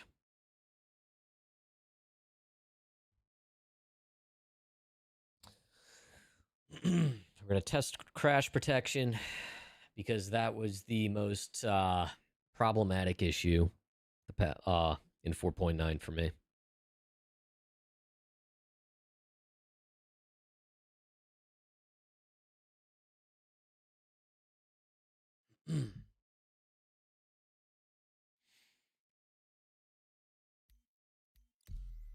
All right, just do best. Is that the same shard? I don't remember. Sounds familiar? I get the sneaking suspicion they didn't fix this, though. Find out in a second.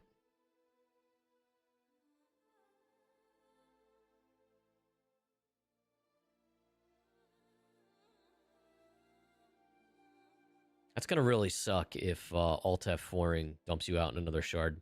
Oh, okay.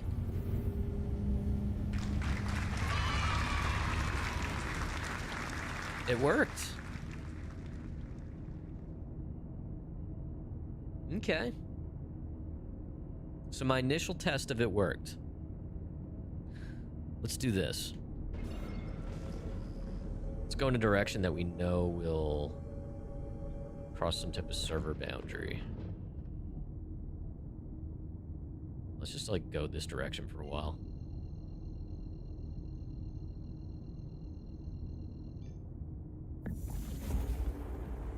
Try one more time. Where do we think the server boundary is, chat? Between here and Microtech. Well, there's probably one somewhere around here-ish.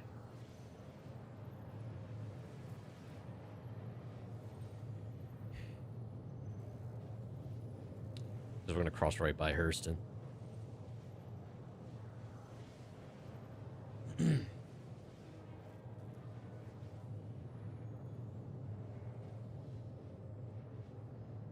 Okay.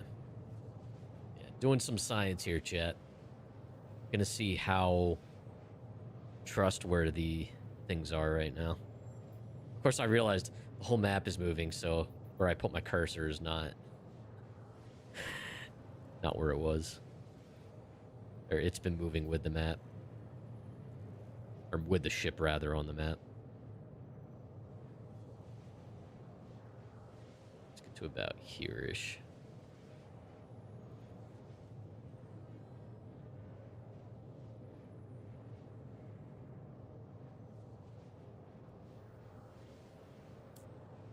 we're probably... Alright, yeah, we're in the belt. So, let's do it again. See what it does. Hmm.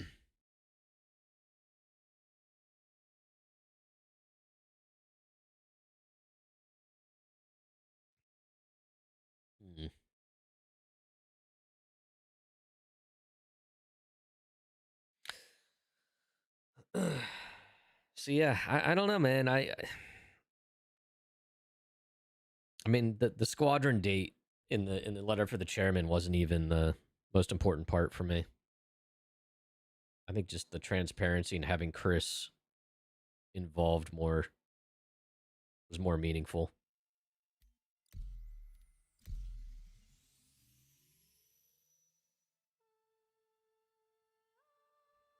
Yeah, looks like it's put me on the same shard. At least name is. The name's right.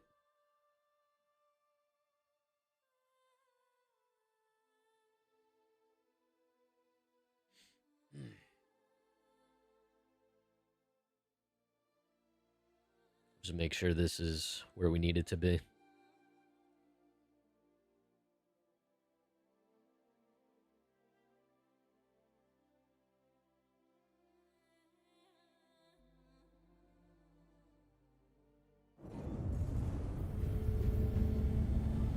Cool.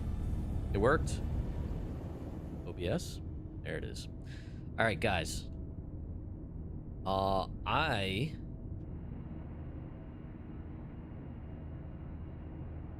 am going to take a break. Hold on, let's see if we can get this better lit. There we go. I'm gonna take a quick break here. I'm gonna have to make some lunch. Use the little captain's room, and then we're gonna get back out there and keep making some money because I gotta replenish the freaking bank account here. So I'm gonna run 3 minutes ads. Say don't bother us for a while on Twitch. If you've got to get up, stretch, do what you got to do, and I'll be back in a few. So have fun, behave.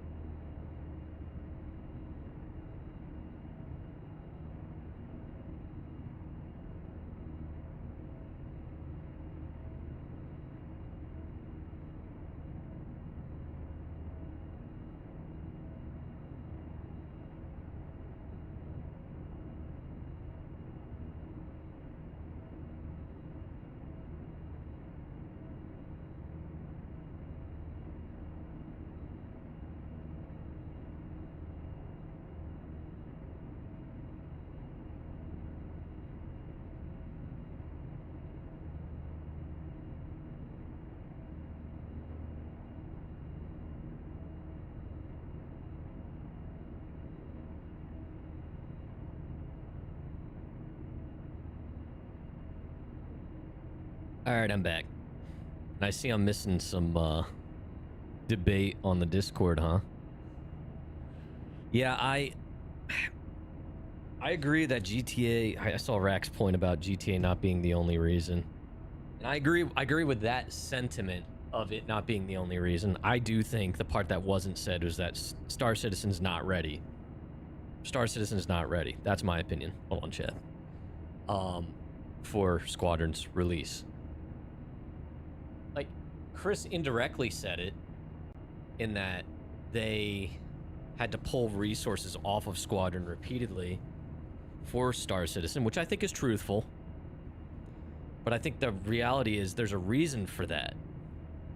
The reason for that. Like, we're always talking about, like, addressing the cause and not just the symptom of everything with Star Citizen, right? Well, let's look at what's the cause of Squadron's delay. And that's part of it. But anyway, but I still do think GTA is a big part of it. You know, it is a different game. But again, the part that a lot of people don't realize, and I know it because I've worked in that world my entire career, is advertising. Not just from a content creator perspective, but literally the ad real estate. The amount of money it costs to compete with someone else in your space, let alone a titan that is Rockstar. The bids go up. You pay per click, you pay per impression, like batches of impressions. You pay for that ad real estate, the commercial real estate in print and TV and video ads and all of that.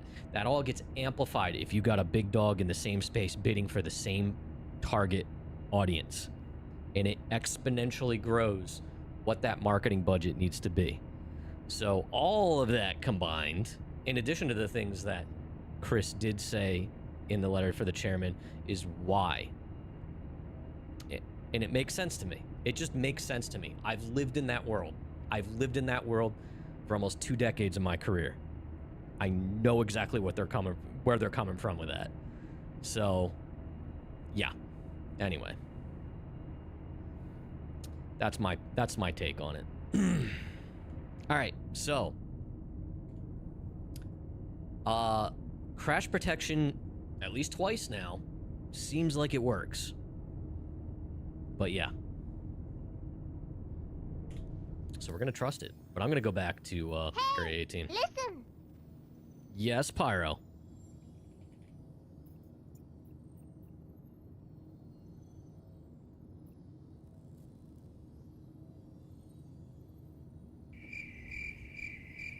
Recalculating.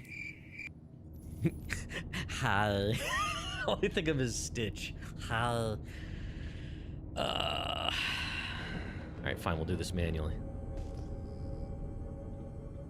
Maybe? Oh, no. Uh-oh. Chat. Something's happening. Something's happening.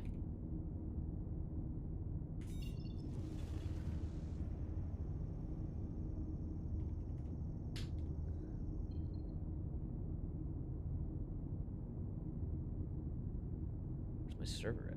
It's so hard to read. 22. All right, well, it's working.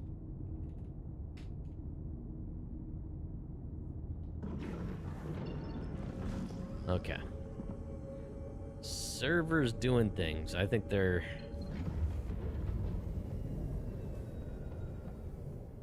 launching the hotfix branch. Yeah. Input delays are insanely delayed right now. Input is insanely... Input delays are not delayed. Input is delayed.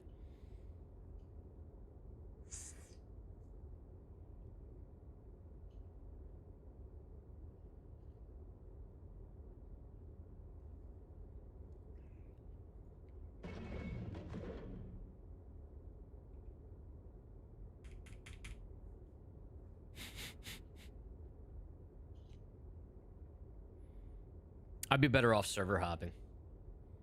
Because reclaiming this is free. Yeah, let's just do that. I got nothing to lose.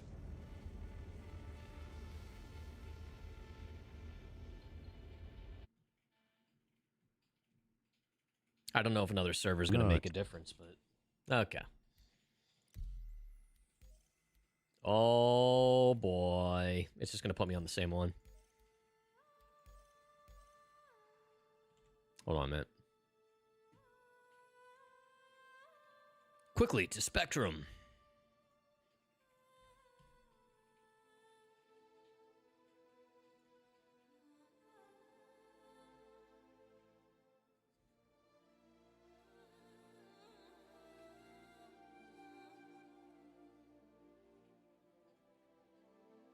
Yeah, I'm shard locked now.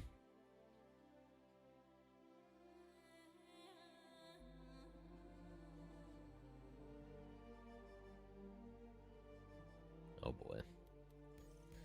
Yep. Something's happening.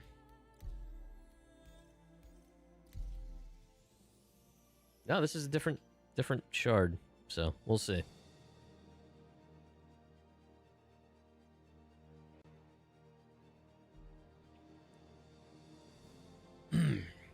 Yeah, I think that shard was going down.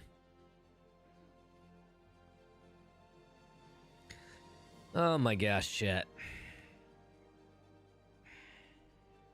So yeah,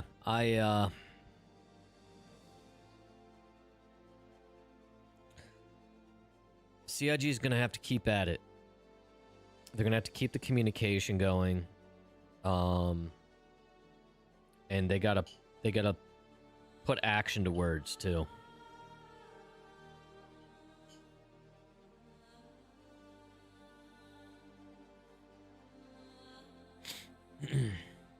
Oh, Crofty's weighing in on the discussion.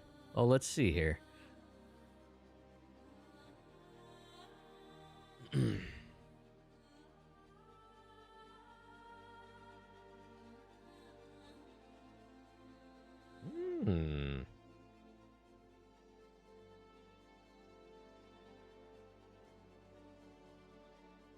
Good points. Chat, if you want to see the conversation, feel free to join the community Discord. SC is a big part of it.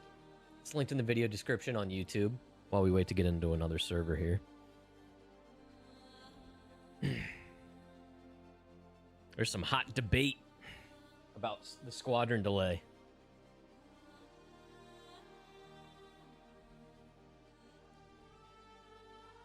But yeah, I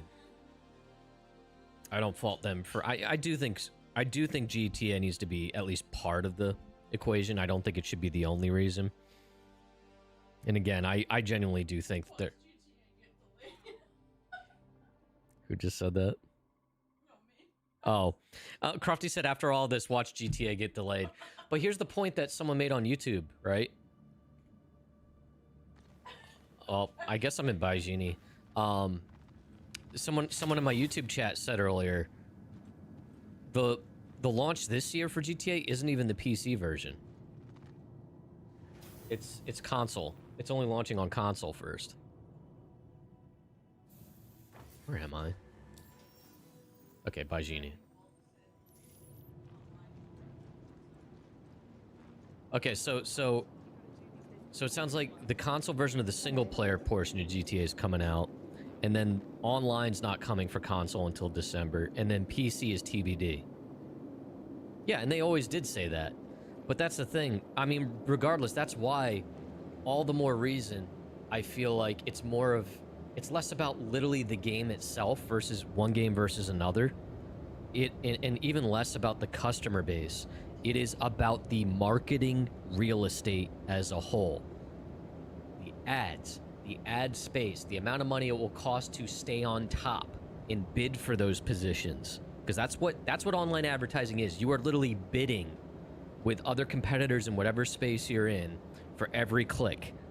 And the more people that are pushing hard or have higher or deeper pockets to bid, they're gonna outbid you or outprice you, and they're gonna burn up your marketing budget super fast. There's a lot of like tactics and stuff involved with that stuff.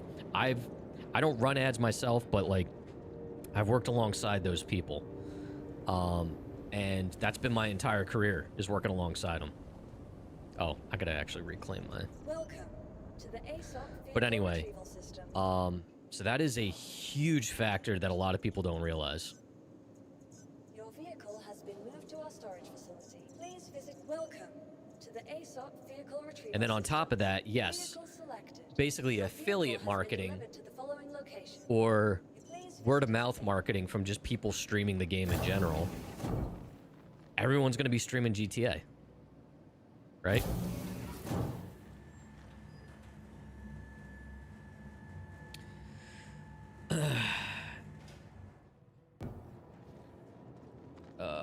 Let's see here.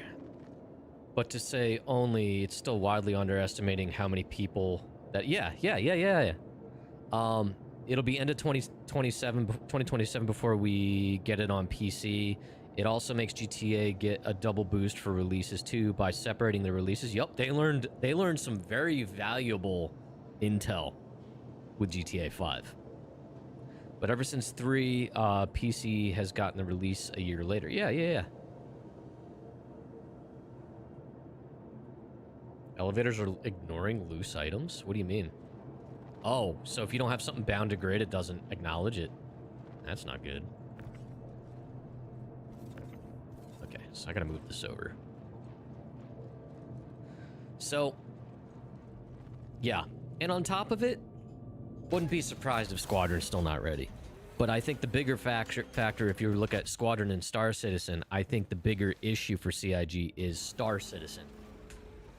Because Squadron is a one-time sale per person. I'll have to see what the other point was that Crofty made.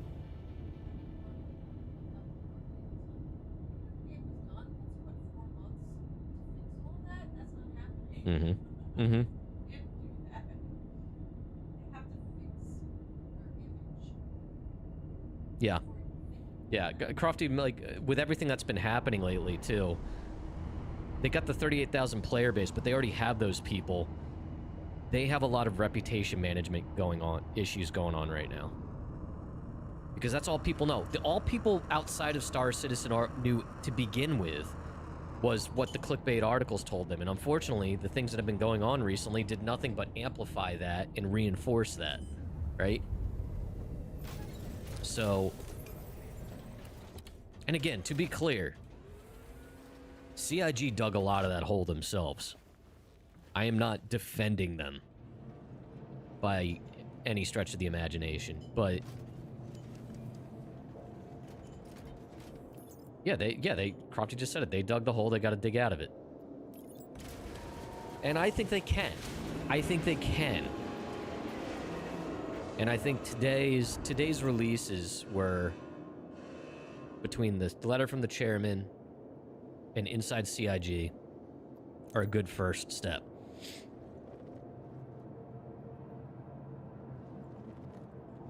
You're interested to hear what Zero says? Yeah, I'm curious what his thoughts are. He's usually very reasonable about this stuff, though. So... stern but fair, which I appreciate. Alright, let's pick up a bunch of 50Ks. Yeah, sorry, chat. I am just... This is the quickest way to make money. I really gotta build up the coffers again.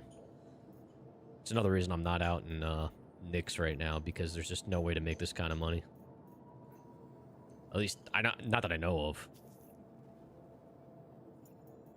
The Battaglia stuff last patch did not pay very well.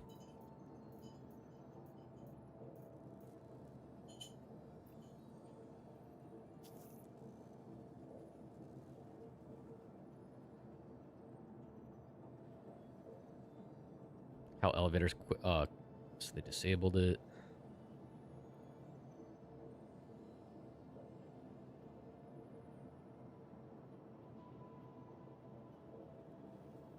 Wait, so I'm sorry, I was so preoccupied with the other stuff going on.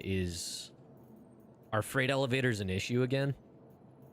Or are you saying it works regardless of loose items?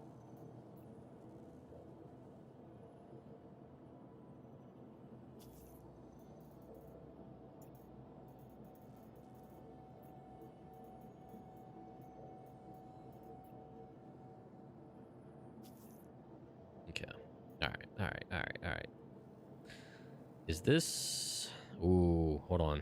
How many do I have? 7. So that's 13. 22. 29. 36. 45. All right, that's 45. That's fine. It worked. It just didn't put any non-gridded items into inventory. And those simply came back up when called. Okay. Okay, so at least you get them back. Now, the question is, did they lose connection to the contracts after that? It's good that they came back up.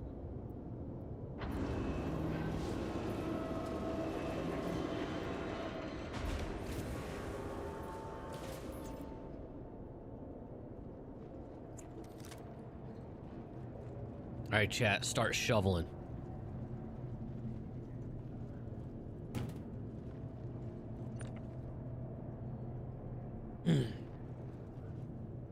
Oh, it was just general loot? Okay. Yeah, because I've had issues where, like, even if it was, like, accidental, like, I accidentally took something that was contracted to go somewhere else, and I put it in the wrong freight elevator at a different location. When I brought it back up, it lost its connection to its respective contract.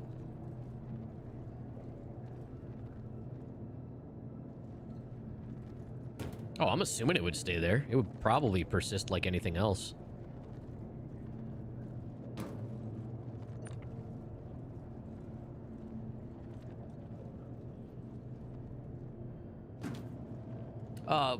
User over on YouTube, freight elevators were screwed up for a while where people could put, like, foreign objects, like, at the landing zones, or, like, the mining areas, for instance.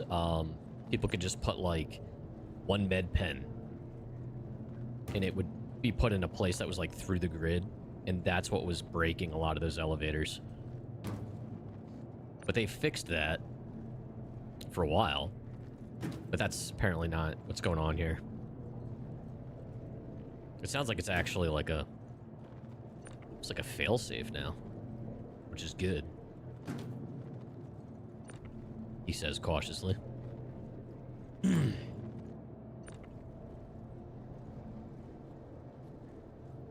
Yeah, I am curious if that stuff would persist. I would think so. For others, like if you left. Or if what you're saying is, like, you put it down and you left without bringing the elevator back up. If I went and tried to bring that elevator up, would that random object be there? Because you're saying that that random object that's not bound to the grid when you put it down, it's not putting it into the local inventory, it just spits it back out when you bring the elevator back up manually.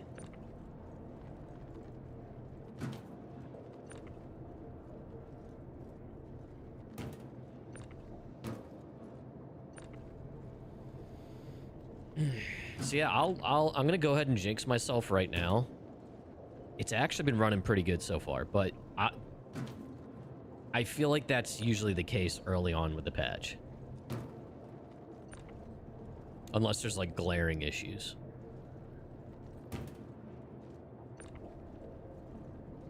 Like 4.9 started off pretty strong, I felt, and then especially compared to 4.8, and then as time went on, it got worse.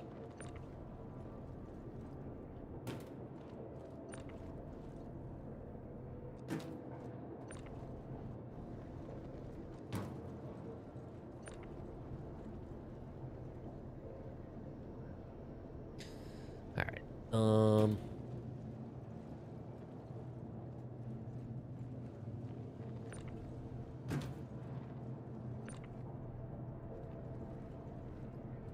You know what? Let's move this. Oops. There it is. It's a little tedious loading this at the bottom row.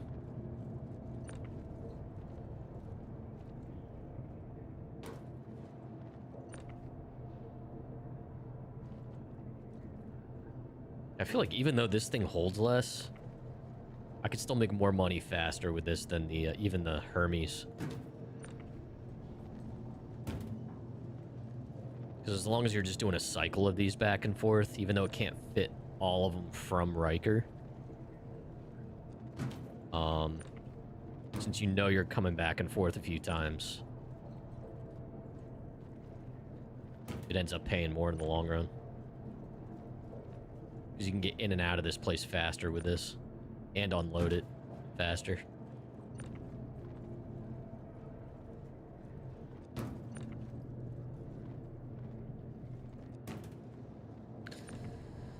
Oh, man. I'll have to read up on the notes and stuff, though. They added, more Battaglia missions, right? Like, the actual story missions are in now. I haven't watched anybody do this stuff. I kind of didn't want to spoil it. Same thing with Siege. I didn't watch too many people play it on PTO.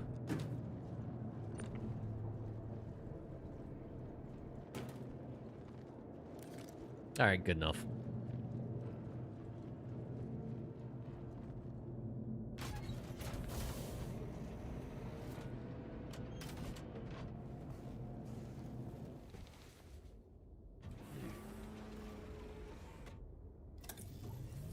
All good, Varric. Dude, you never have to apologize. Drive safe. Have a good.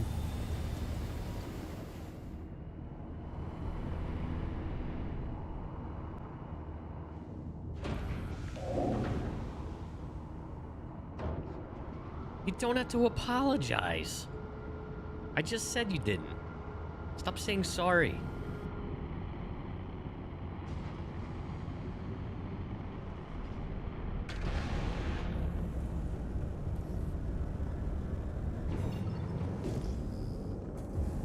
No, don't.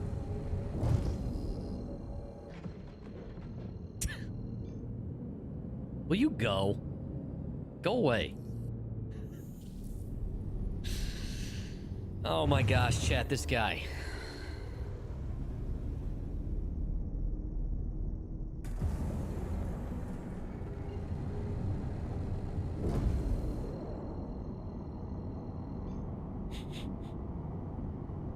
Finally, he's gone.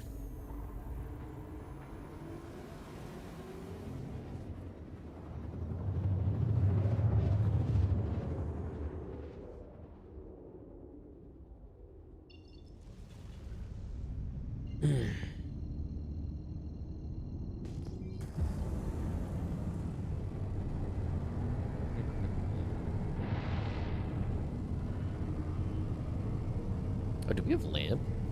Oh, we do. What a good ship.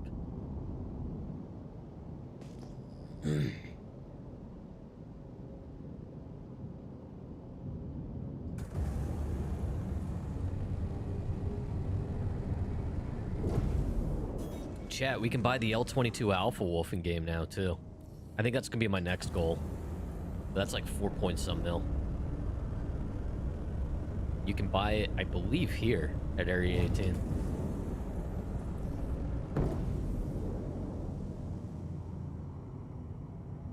It's a little pricey.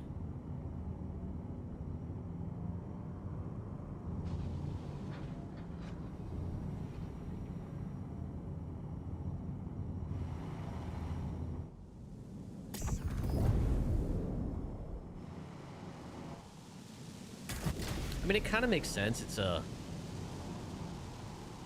intended to be like a luxury ship, right? I kind of look at it like it's like the Aston Martin of SC. Test. Hello, Zaber. Test received. Twitch is bugging out. I think it's been a little weird. Like, I just saw my stream manager just refreshed on its own. Wouldn't be surprised if they're having server issues. Axioms are the centerpiece of the IO Center Mass showroom now.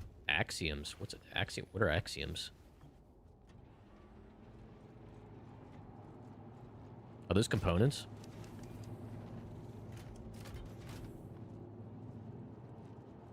Oh, that is it double the price of the L-21?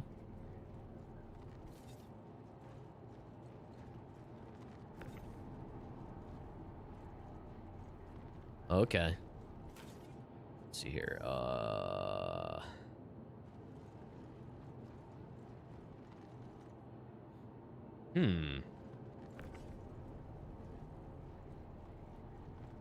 So you can theoretically buy them?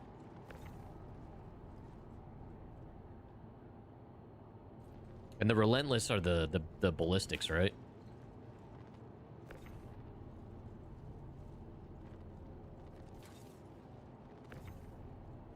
Okay, so you can buy the Axioms in Center Mass. In Area 18.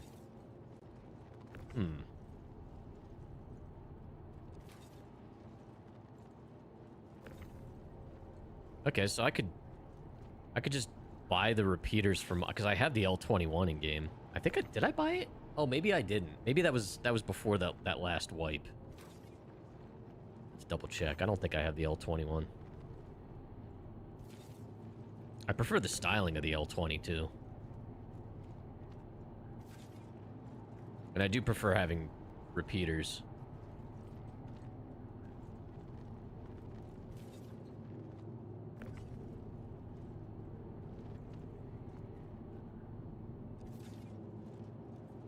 The heck? What's going on here? Oh, is Twitch going down?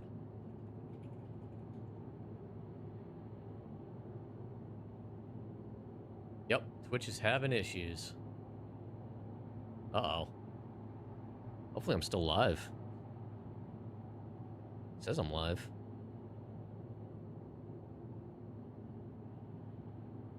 What is going on?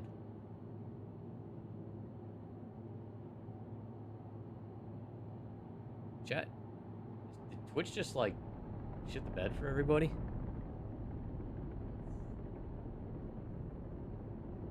Did you have to refresh yours? Huh. Yeah, I think Twitch is having an issue right now. Yeah. I'm looking at down detector. It looks like there's a big spike. And I know,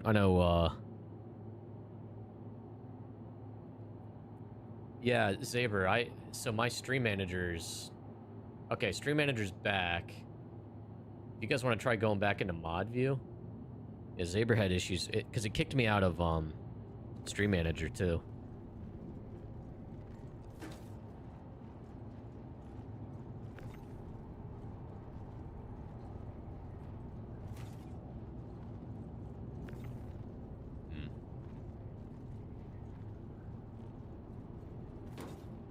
Yeah, this is weird.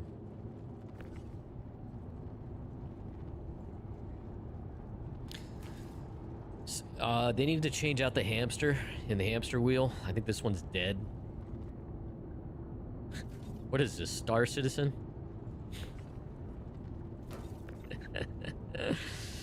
Oh my god.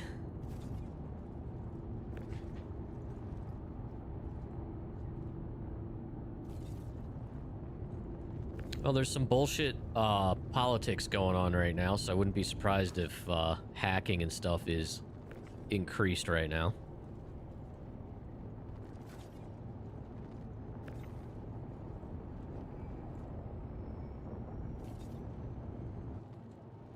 So I'm sure AWS is getting hit hard.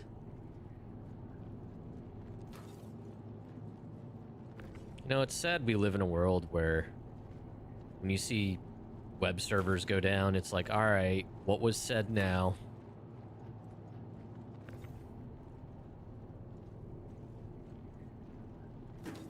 This is why I want this game to succeed, Chad. It's an escape.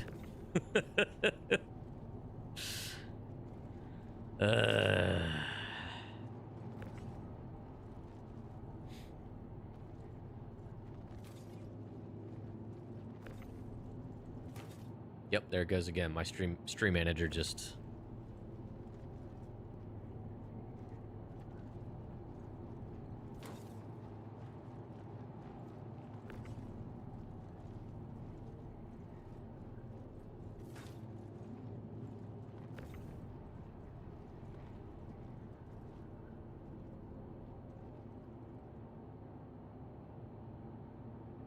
You can upgrade from the normal Ironclad to the Ironclad Assault for $1.30. Are you serious? Like $1.30? I would. Personally, I feel like I've done just fine without tractor beams. Get yourself a little Argo with a tractor beam. That's worked beautifully with it. I don't know. You get used to it. I've found ways to be efficient with it. But the Ironclad Assault obviously has more firepower. You do get the repair bays, which I haven't used at all yet, but eventually if we do snub fighter nights, I would find that useful. And you do eventually get the fabricator in it, whatever that entails.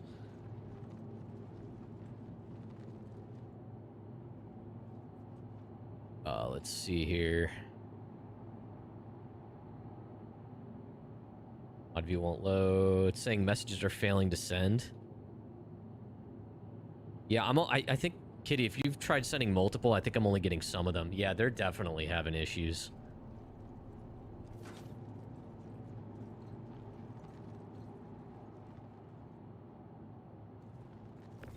Well, I just saw you left mod view in... I'm assuming you mean connecteds.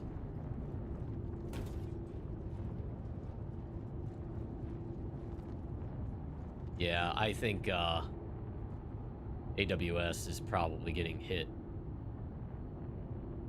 Yeah, the number of reports has spiked dramatically for Twitch, so AWS is probably shit in the bed.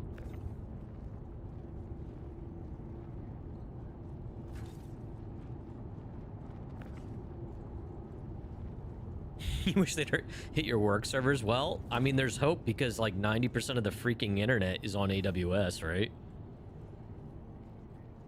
All eggs, one basket. This is fine, right? Let's literally put everything in one spot. God, humans are dumb.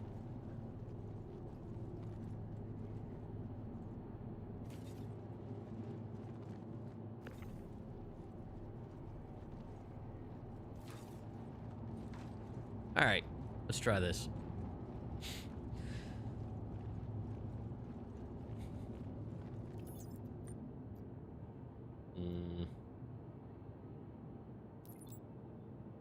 Get everything? Sure is.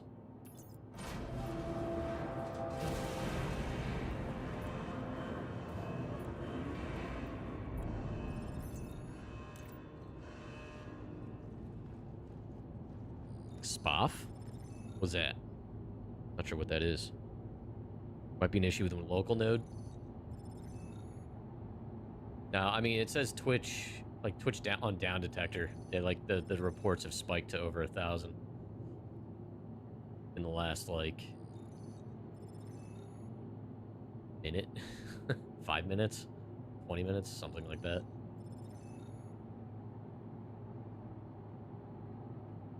Oh, single point of failure. Yeah. Dude, my stream manager keeps reloading. Actually, ground control's hanging in there, so I think the API is okay. I think the issue's more on the web side.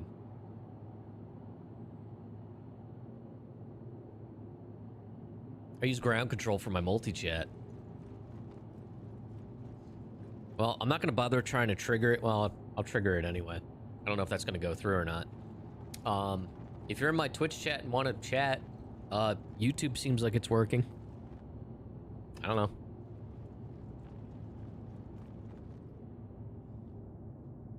All's well with AWS, according to Down Detector. Okay. I mean, I'm assuming Twitch is on AWS, but maybe it's Twitch specifically. All right. Well, planetary. Look at that. We're already up to 1.3 mil. Dude, we're making bank doing this. All the cool kids are in the YouTube chat. Yeah, that's right. User, I have User over there. In User. His name is literally User. I see the test, Drew. Test. And now I'm a proxy for connected chat. Oh, can someone please ask connected Pyro. Can you can you ask connected when the F we're getting ice cream? Please? Thanks. Yes, I did see that. I did see it. Because it said it failed to send for you. Yeah, no, I saw it. I'm going to try to reread everyone's messages so you know which ones I'm seeing. Yeah, my stream manager keeps going black. Alright. Alright,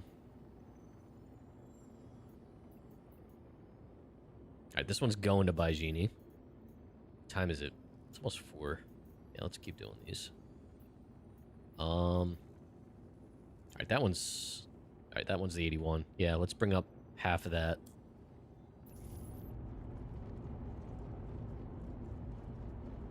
You're just gonna shut up and hope work bites the dust?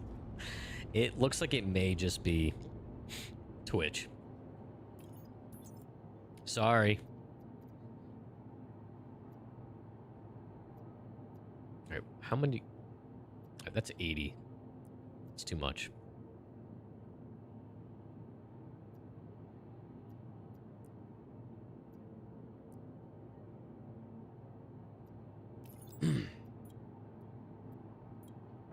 So we do at least 2 back and forths to get this all done.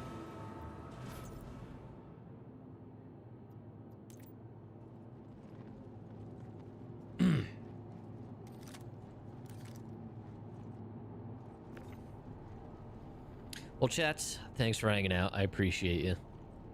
Thanks for... Oh my god, Crofty. You okay? You okay?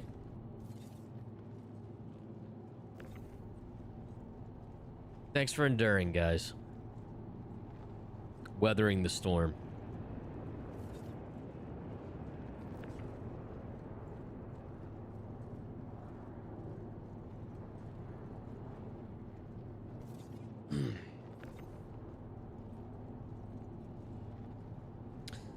So yeah, I mean, if SC keeps cooperating this patch, I'll certainly be playing it more than I did last patch. At least more than I did the last few weeks.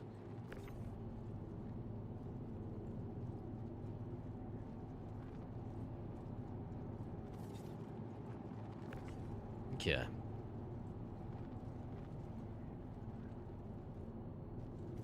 Cool.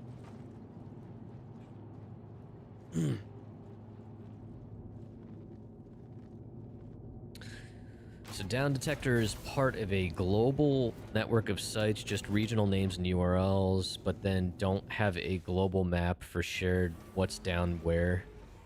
They used to. I feel like they used to. Well, like, they also have the thing for the ISPs, which I tried using, and I feel like they had a better map at one point. Or maybe I just found a different site and I didn't remember what the name was, but I thought it was Down Detector.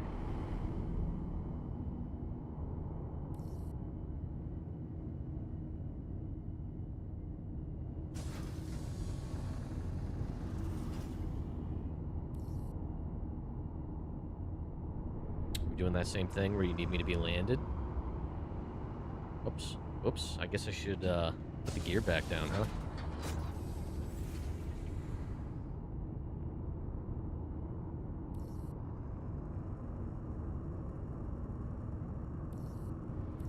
Yeah, that's weird. I don't remember it ever having a problem with being hovering. Worked right away when I landed.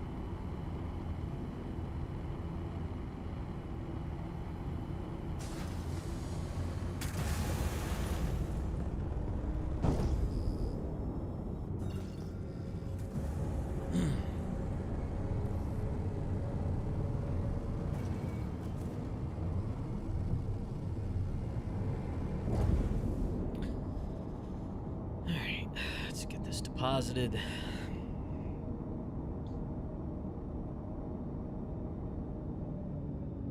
Star Trek II, The Wrath of Khan.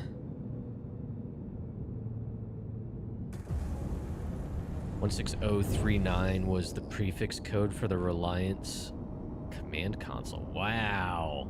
That is, so your name is a super nerdy deep cut. Wow.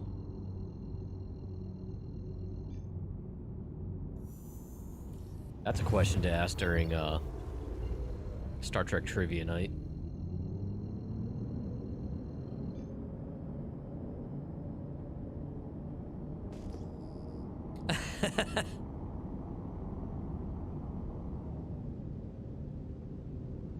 I'm more well versed with like TNG era stuff. Specifically Voyager. I know not everybody liked Voyager, but I think I watched Voyager more than anything else.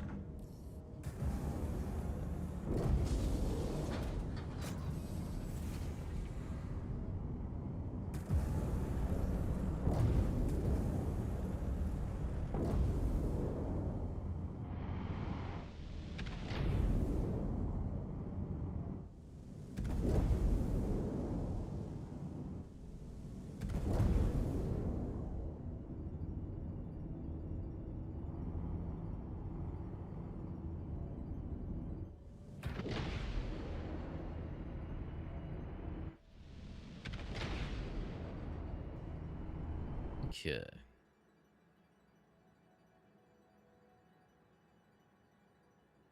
Cool.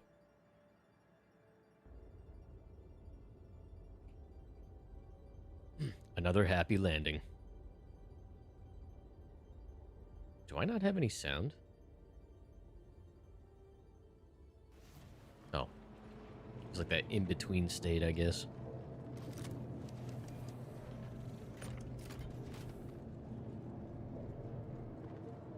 Oh, holy shit!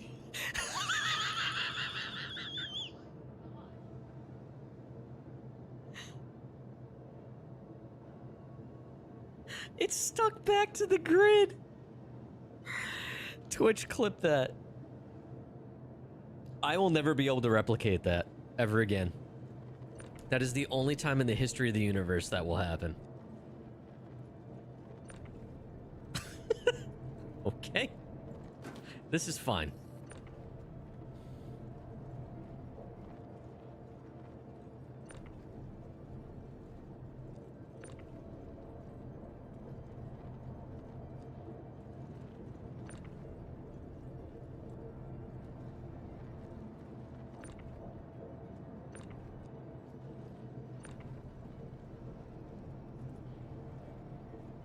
Cool. It's the first half.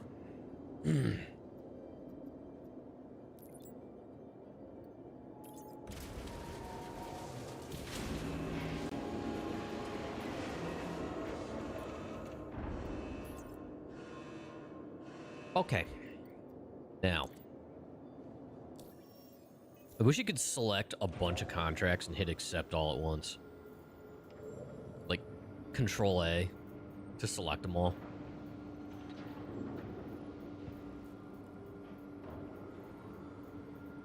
Wait, is this planetary? It is not. Whoops, I'm in the wrong category. There we go. Alright, 50. So that's 11.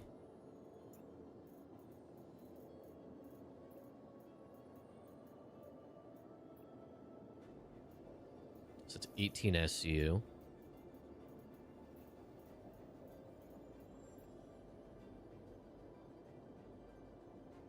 $24.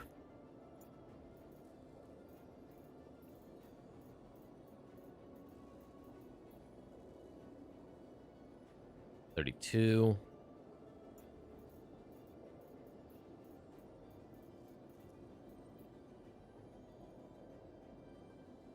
$43 SCU. That's fine. Don't want to be sitting here forever. Alright, select all, move, boom.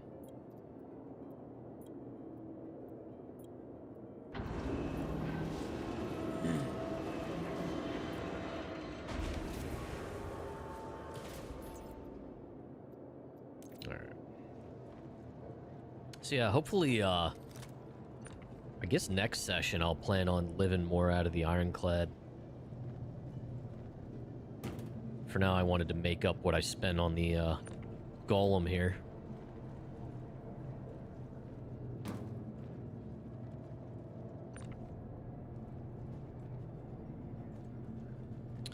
But this will definitely be in the ironclad rotation more.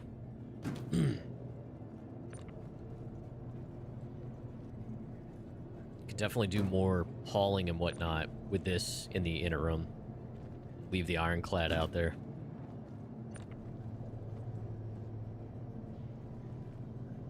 Oh, come on.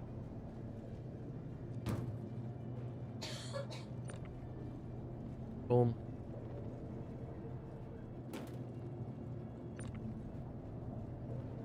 No, let's pile up third row or bottom row now up front, because then I don't have to drag the boxes all the way underneath a bunch of lower hanging stuff.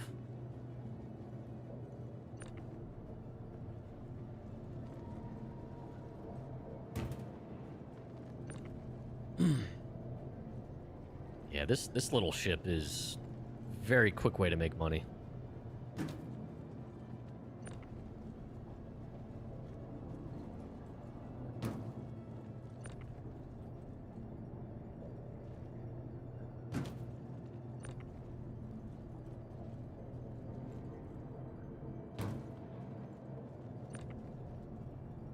I do wish they'd make the longer routes more worth it. Because I feel like a lot of them still are not worth much.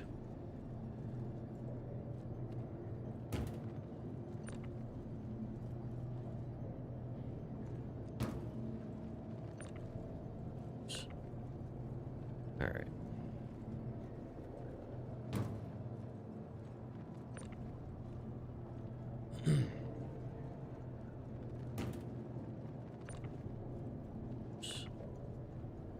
Come on. No? Alright. Yeah, like, honestly, I have yet to find something that's a better profit margin or earnings per hour than this Baijini Riker loop.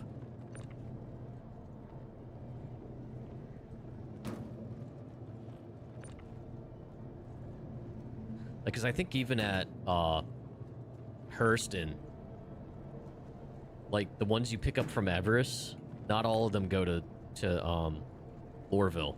Some of them go to other locations on Hurston.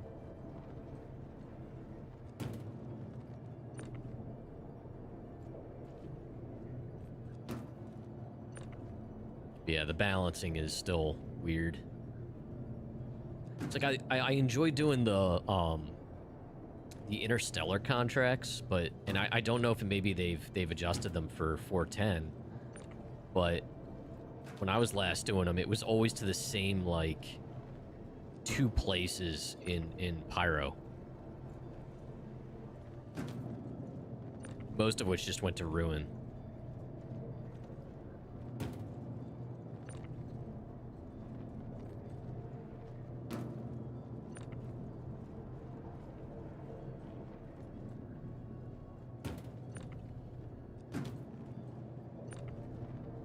This thing is so fast to load up. It's even better than the raft, honestly.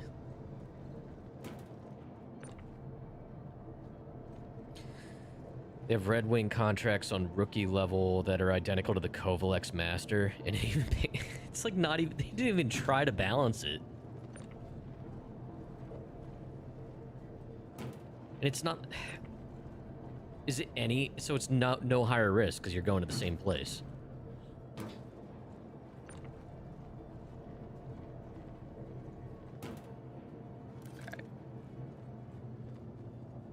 Got our stuff.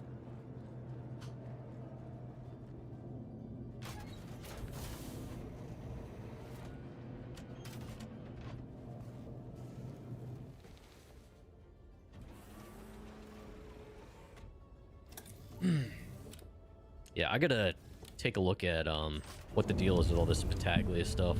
See if it's worth going out there.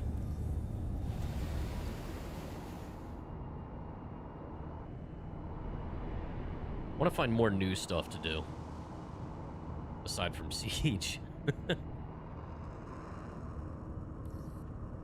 And once again, I had to be landed to request takeoff. I never had this issue.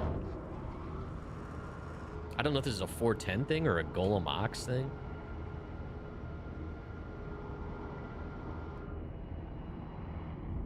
Oh, so the difference is the master contracts for Kovalex give blueprints.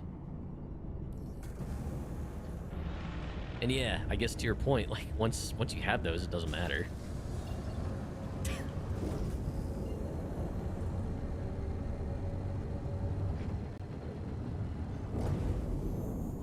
Yeah, it's kind of silly.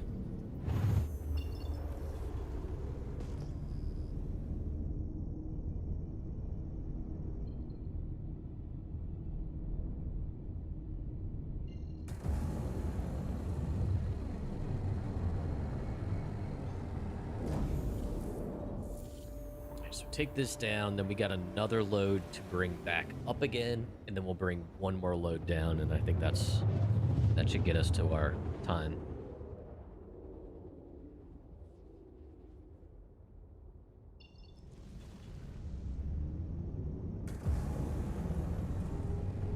Crofty, what do you think? Tortellini kind of night or chicken? Or not the tortellini, the gnocchi. You don't know? Chat, what should we have? Should we have chicken or gnocchi?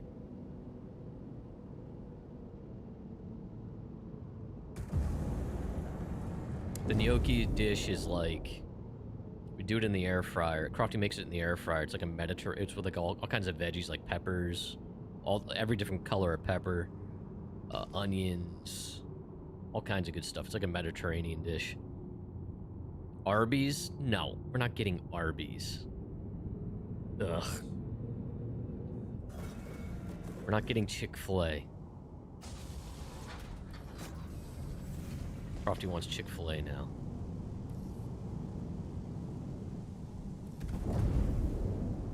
She said blame Kitty because she started it.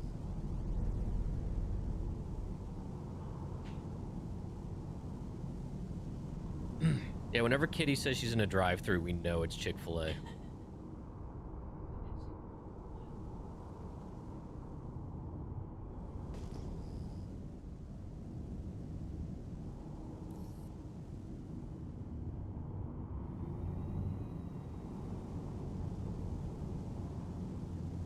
Feels like an Arby's night. It's not an Arby's night.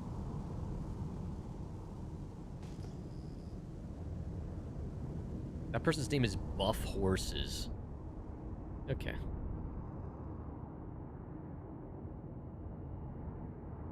Gnocchi and veggie sounds nice to you, but it might be because you're too lazy to make shit like that yourself.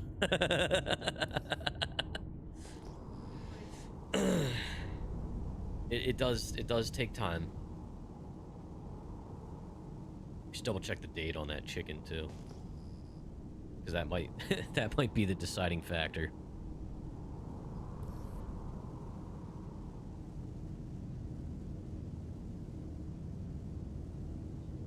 That's messed up. No, I know. So Crofty said that Palia has a new critter that looks like Jimothy. That raccoon that has gone viral. But you have to hunt it down so you can get a plushie. Like, so you're gonna go murder the poor thing. Just so you can have a stuffed animal. How human of you.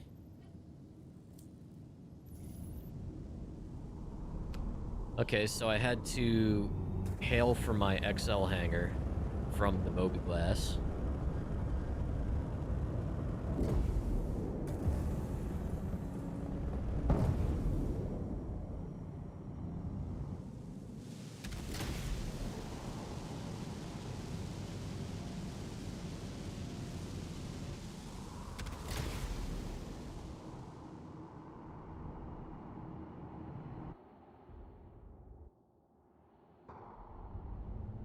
Oh, did Patrick Warburton's characters say that? In Seinfeld? See, I never watched Seinfeld.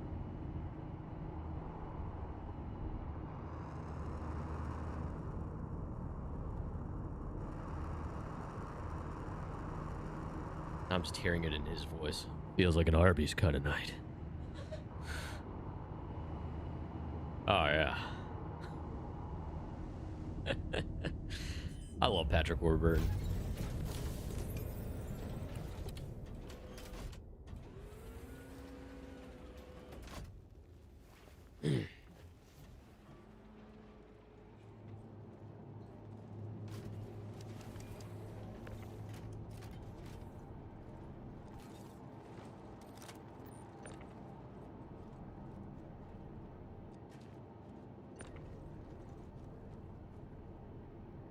We're not going to be nice and neat with this.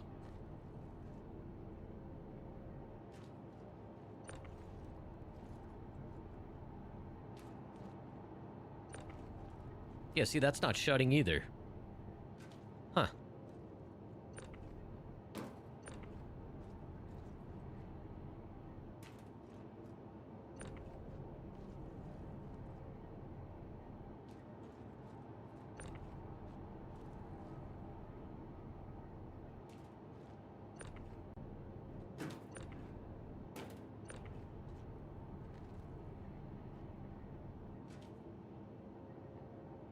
Yeah, stream manager's still messed up.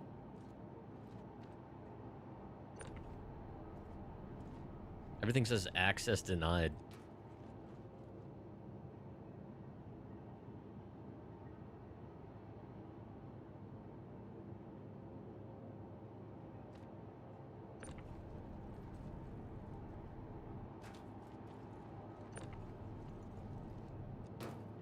Come on.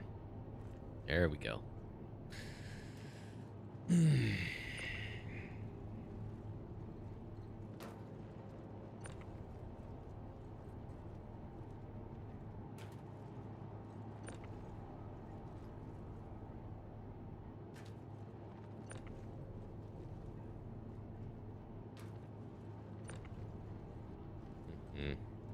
Yeah, I know this is riveting gameplay, chat. I didn't plan on doing much beyond this session because I wasn't really sure how the game was going to be. I didn't really want to commit to anything too complicated. So, first day I play on a patch is usually pretty trivial.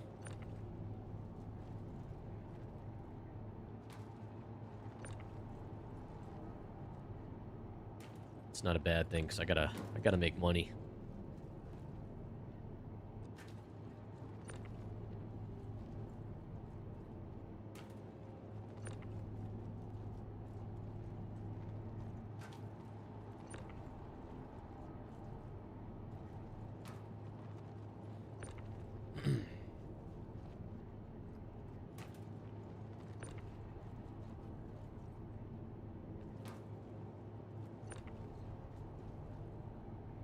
Okay.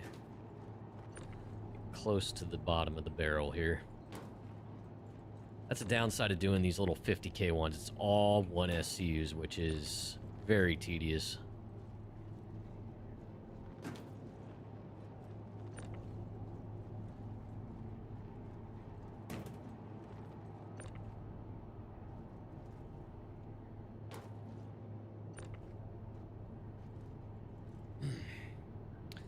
See it tonight. Crofty, are you streaming tonight or no? Okay. So it doesn't look like Crofty's gonna be streaming tonight. Oh, that's right, it is supposed to storm.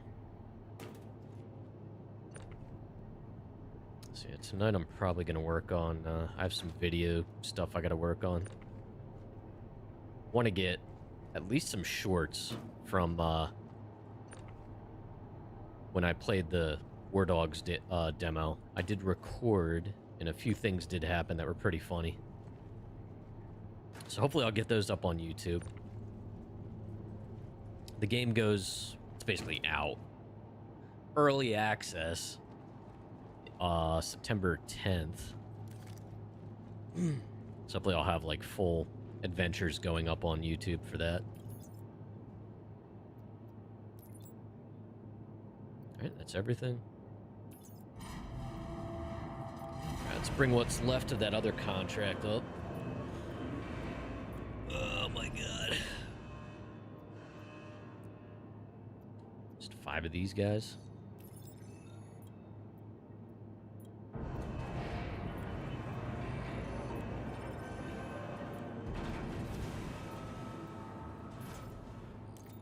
Okay.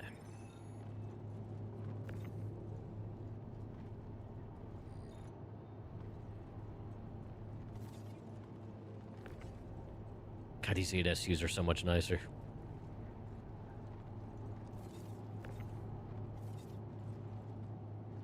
Remember when I freaking hated these things with the Zeus?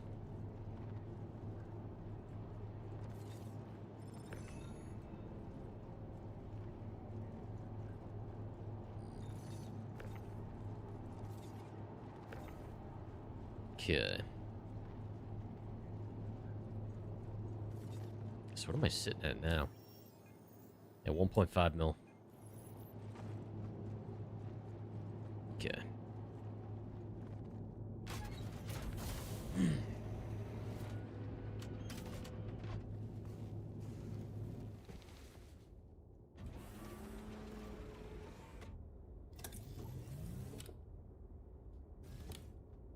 Oh, jeez.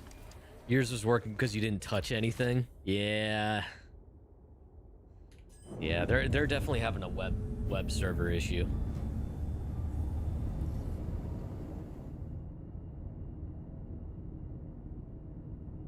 Hello?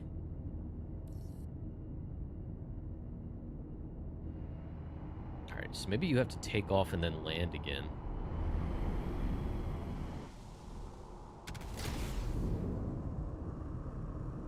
Yep. So weird. I wonder if that's an issue with the XL hangar specifically.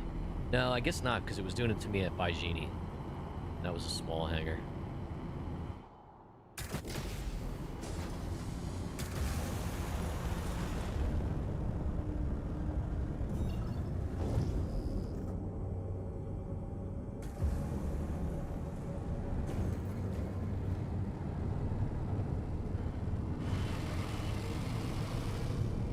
You gotta say what? Oh. Your message failed to say. It's like 1 out of every, like, 3 or 4. It fails. I'm not sure if that was your joke or not, Kitty. If so, it's a pretty good joke.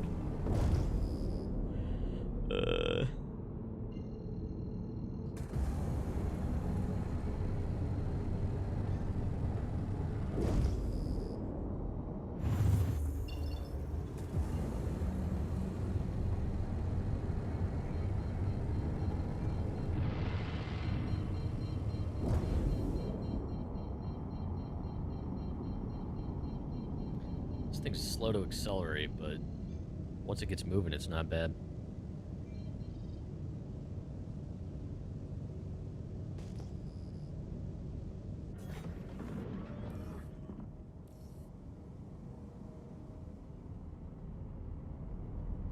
Perfect.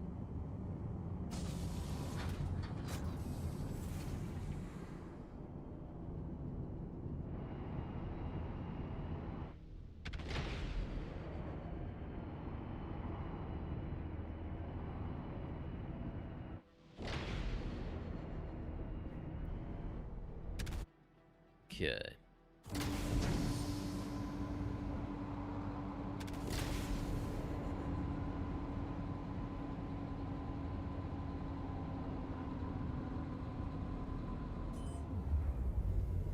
Okay.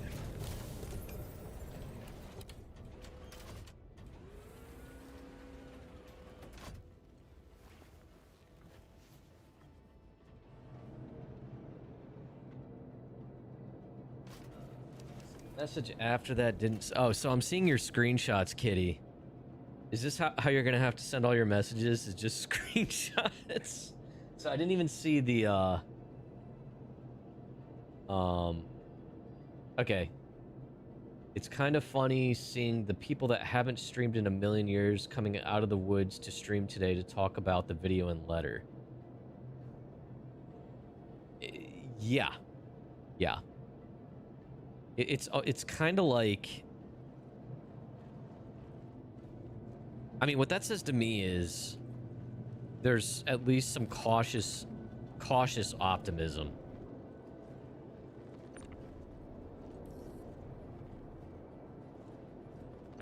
I mean, there's also the aspect of, ooh, look, big Star Citizen news, better cash in on it fast.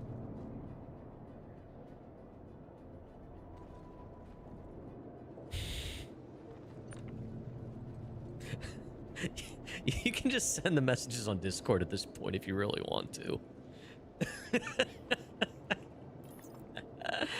Oh my god. Freaking Twitch. I'm like, ground control's actually working. I can see, well, not everything you've sent, but I can see more than I can see in Stream Manager.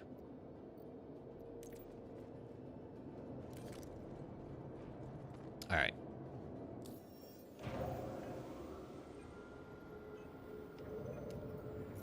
Let's get one more batch. Bring it down.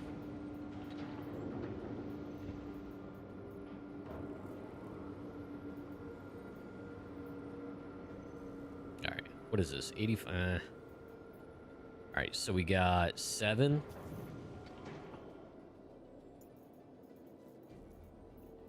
We've got... So that's 16.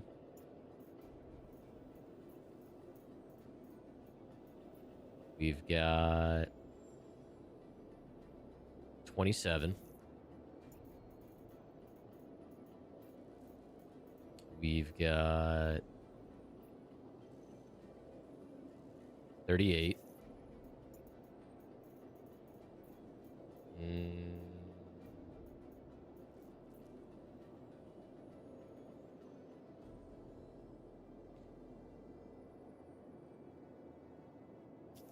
47. All right. That's fine. You know what? Let's do one more here. Where is it? 50K. There we go. Boom. All right. Bring them up.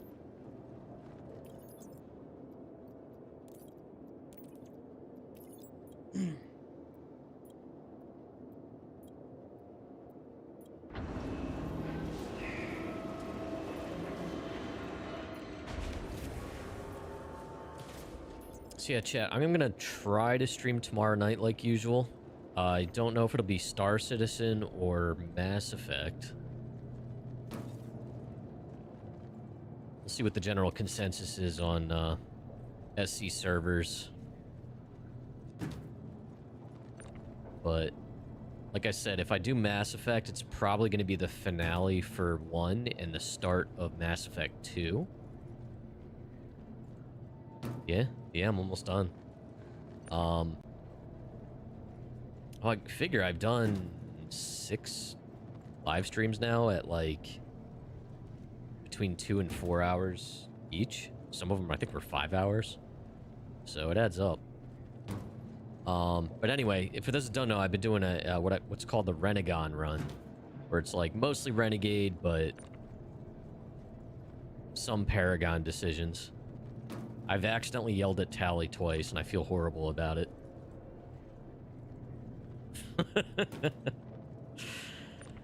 I yelled at Conrad Werner.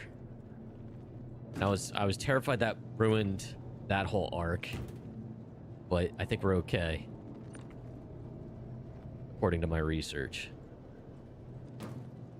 So anyway, should be doing the exciting finale of that. That'll probably end up being tomorrow.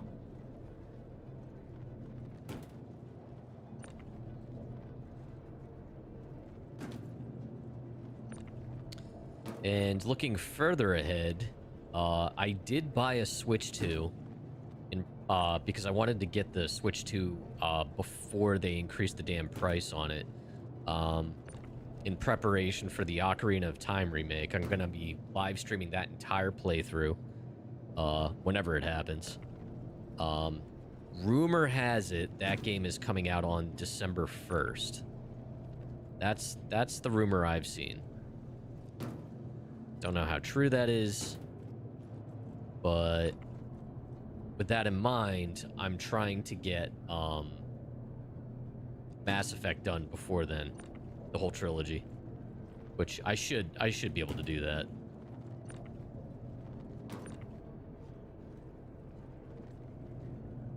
Oops.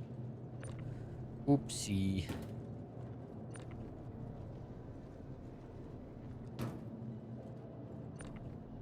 Come on.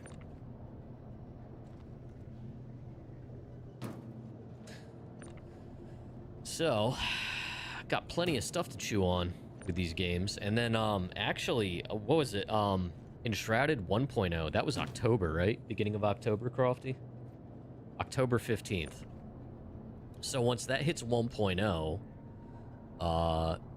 Crofty and I are going to be playing the crap out of that. Mostly on her channel and the shared Croft and Buck channel. But that'll be fun. Looking forward to getting back to it. I've always enjoyed Enshrouded. I just didn't want to invest too much time into it, even though I've logged a lot of hours in it already, because I knew they were consistently adding things. So once 1.0 hits, there's a lot to dive into. So we're going to be doing a new playthrough of that. I think it's going to be a lot of fun.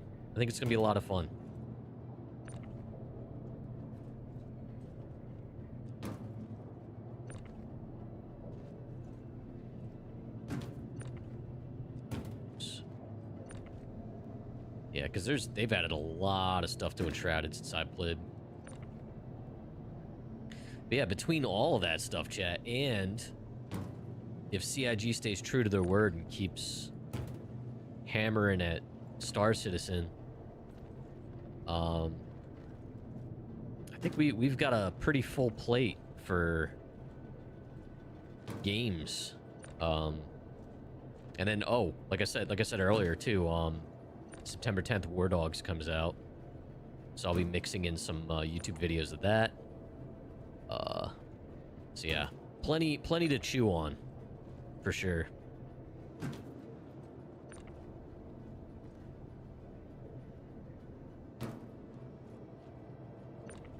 That's great. You guys can't talk back to me right now. Why did Varric have to leave before this? He would probably hate this. I could insult him, and he wouldn't be able to say anything about it.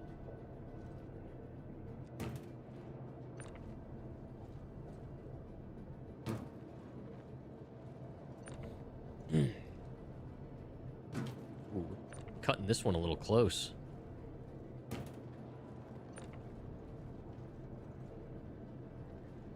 I think we'll have just enough room on this one. Oh no, we still have like another 3 rows back here. 2 rows. Cool. Let's go.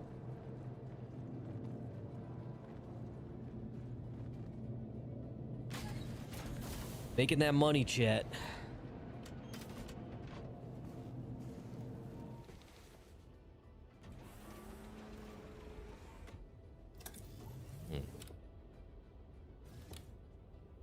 Yeah, I guess my stuff's not going to be showing up for today.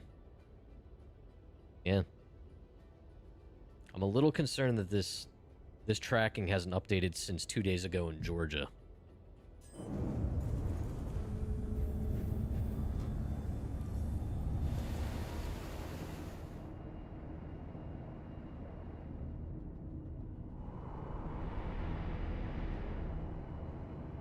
I'm wondering if this is a thing with the Golem Ox.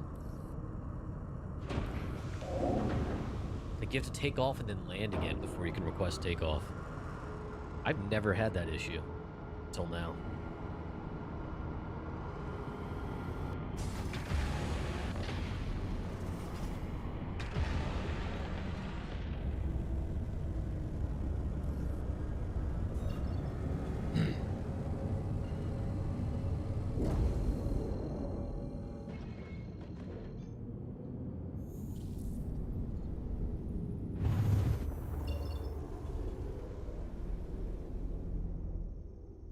So yeah, the cool thing about War Dogs is with the helicopters, they actually do have it is HOSAS friendly. So if you have a set of VKB sticks or something, or Verbals, there's a pretty easy way to set up controls, because they have HOTAS, which most of those games do support, but there's a toggle for HOSAS, which that's the first time I've seen that in a game, which is really cool.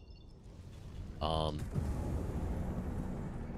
interestingly, some of the muscle memory of Star Citizen does translate over to controlling the helicopters in that game, but at the end of the day, they are still helicopters.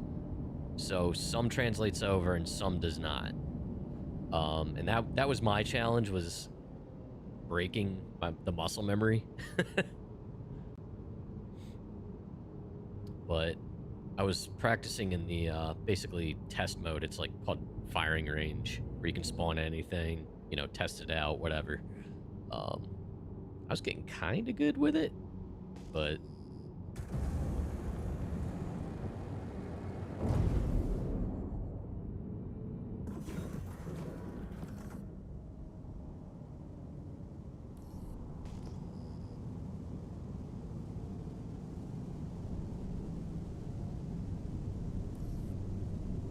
oh, there it is.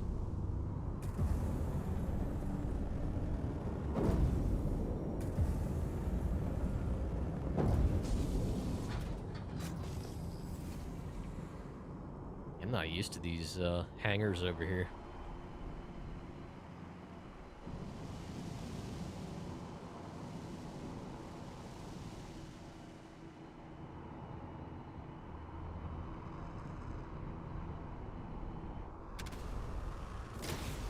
So I guess since we all have XL hangars now, we all get to deal with that headache of not knowing which side the elevator is going to put you on.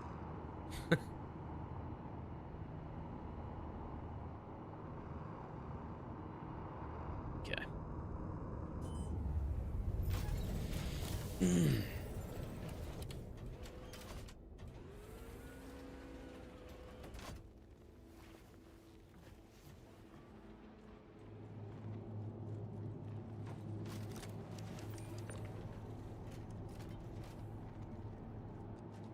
Making money.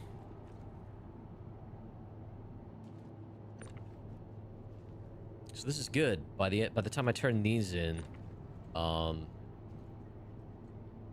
actually be in better shape than I was before I bought the Ox. So that gives us a really good starting point for getting back to ironclad living.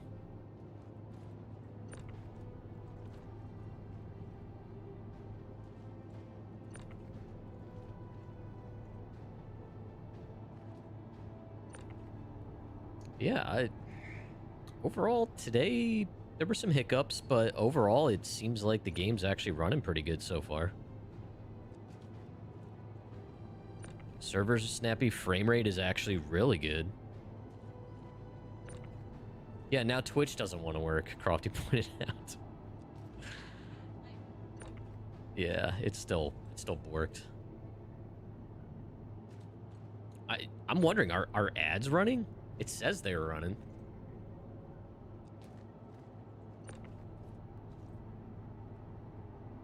Because on my screen it says ads access is denied.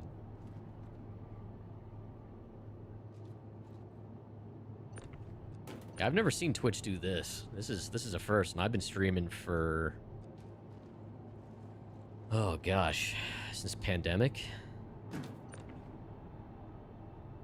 Come on.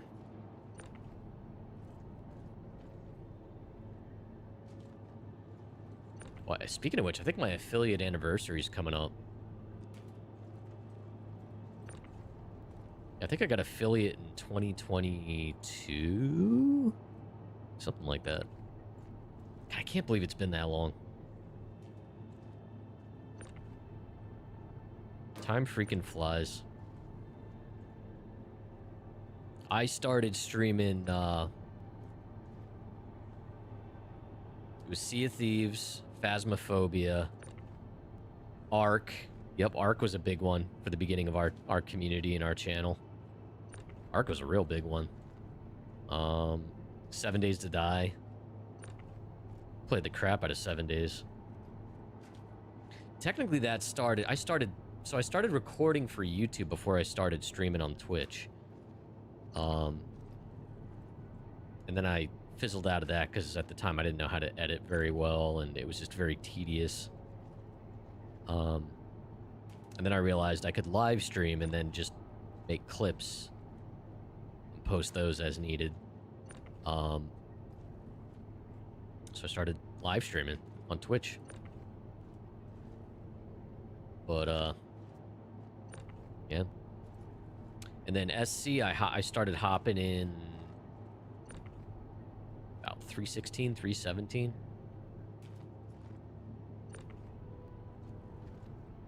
So I streamed that when I could.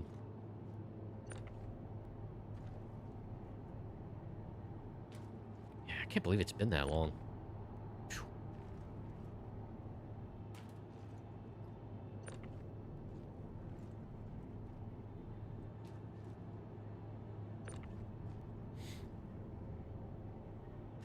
Yeah, I'm looking forward to Enshrouded, Crofty. We were just talking about Ark. I do miss having a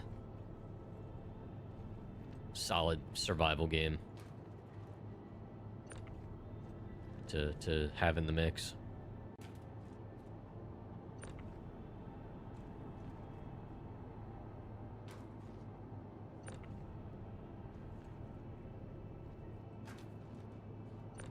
Oh my god, these 1SUs, man.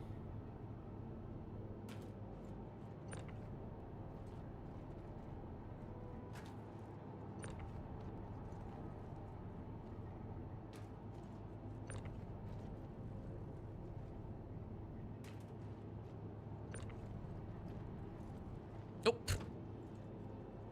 Where'd that go? There it is.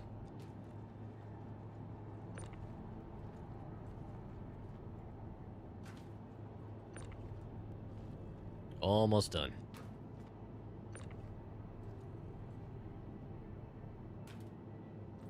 Drew, Ark was the first main game you streamed? Nice. That's right. I know you had mentioned that.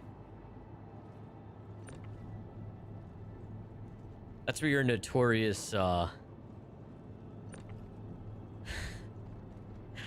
favorite clip of you, even though it was before I was watching you live stream.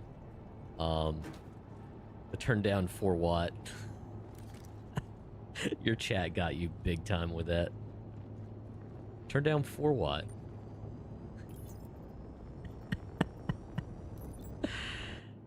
Yeah, Drew, I actually, back when I started with Star Citizen, I actually lurked in your stream quite a bit. Before we actually started talking and playing games together, playing Star Citizen together. I was a long-time lurker.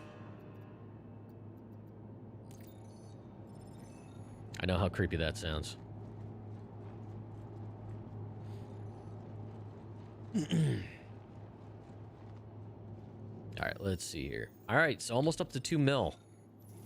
Not too shabby. Not too freaking shabby. All right, chat. I think we got some stuff done. We got the Golem Ox. It works. Servers seem okay for now. I did several crash protection tests. Actually, let's try one more. Let's try one more. Just for good measure. We're gonna plop ourselves in the seat here and see if Alt F4ing puts us in rejoining puts us right back here. All right, so we're here. We do this. Alt F4. Let's try joining up one more time. Basically, for those who don't know, I was having issues with crash protection not putting me on the same shard in 4.9, so hopefully that's no longer an issue. So this would be my third test of it.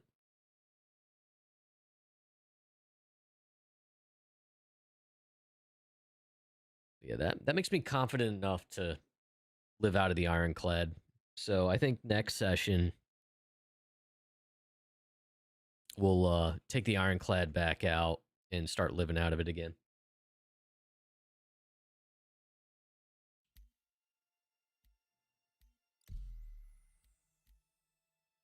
Oh, I see a Drew Hillian in my friends list, active in the menus.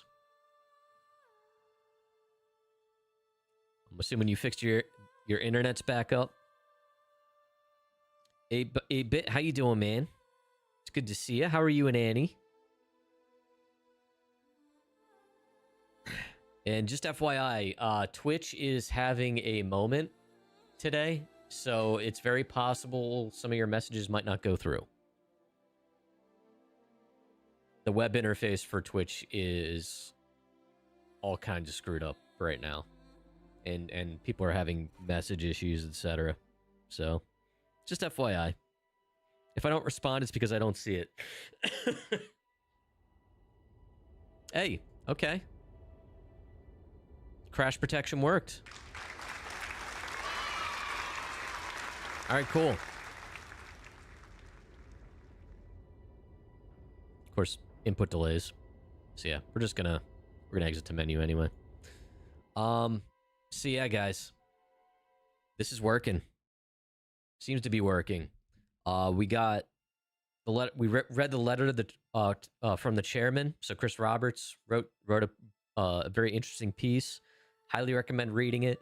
There's also CIG started their first in their supposedly the first in their new video series, Inside CIG. It follows the development and launch of patch 4.10. Highly recommend watching it. It was a very interesting watch. It's about 30 minutes. We'll see. We'll see. It was the right things to hear. Now let's see him do it. You know, let's see him stick with it. But yeah, guys, thanks so much for hanging out. Thank you for all the biddies. Thanks for the resubs, all that stuff. Thanks for hanging out. Really appreciate it. Let's see if I can find someone to raid out to. I don't even know if raiding's going to work, but we'll try it. Before I go, there is a bunch of links, including the link to our Discord. Star Citizen is a big part of it. Love to have you. We're having a lot of interesting conversations about the letter from the chairman and the push, Squadron 42's push to Q2 2027. Yeah, come on in, hang out. Love to have you. All these links are in the video description on YouTube. And side note, if you haven't already subbed on YouTube, highly appreciate it if you do. I'm working on getting YouTube partner. We're approaching 700. I need 1,000. So every single one helps. Every single thumbs up on the videos help. And like I said, I'm going to be trying to get more Star Citizen in here now that it's cooperating. Yeah, anyway. I'm blanking now. I'm hungry. We're going to have to figure out dinner here. So yeah, I'll be back tomorrow night. Might be Star Citizen. Probably going to be Mass Effect as we finish up Mass Effect 1 and go into Mass Effect 2. But just keep an eye on the Discord. But either way, I should be live tomorrow evening. So I'll hopefully see you there. If not, have yourselves a good start to your weekends. And yeah, let me end the YouTube stream and we'll try raiding out. So good evening, YouTube.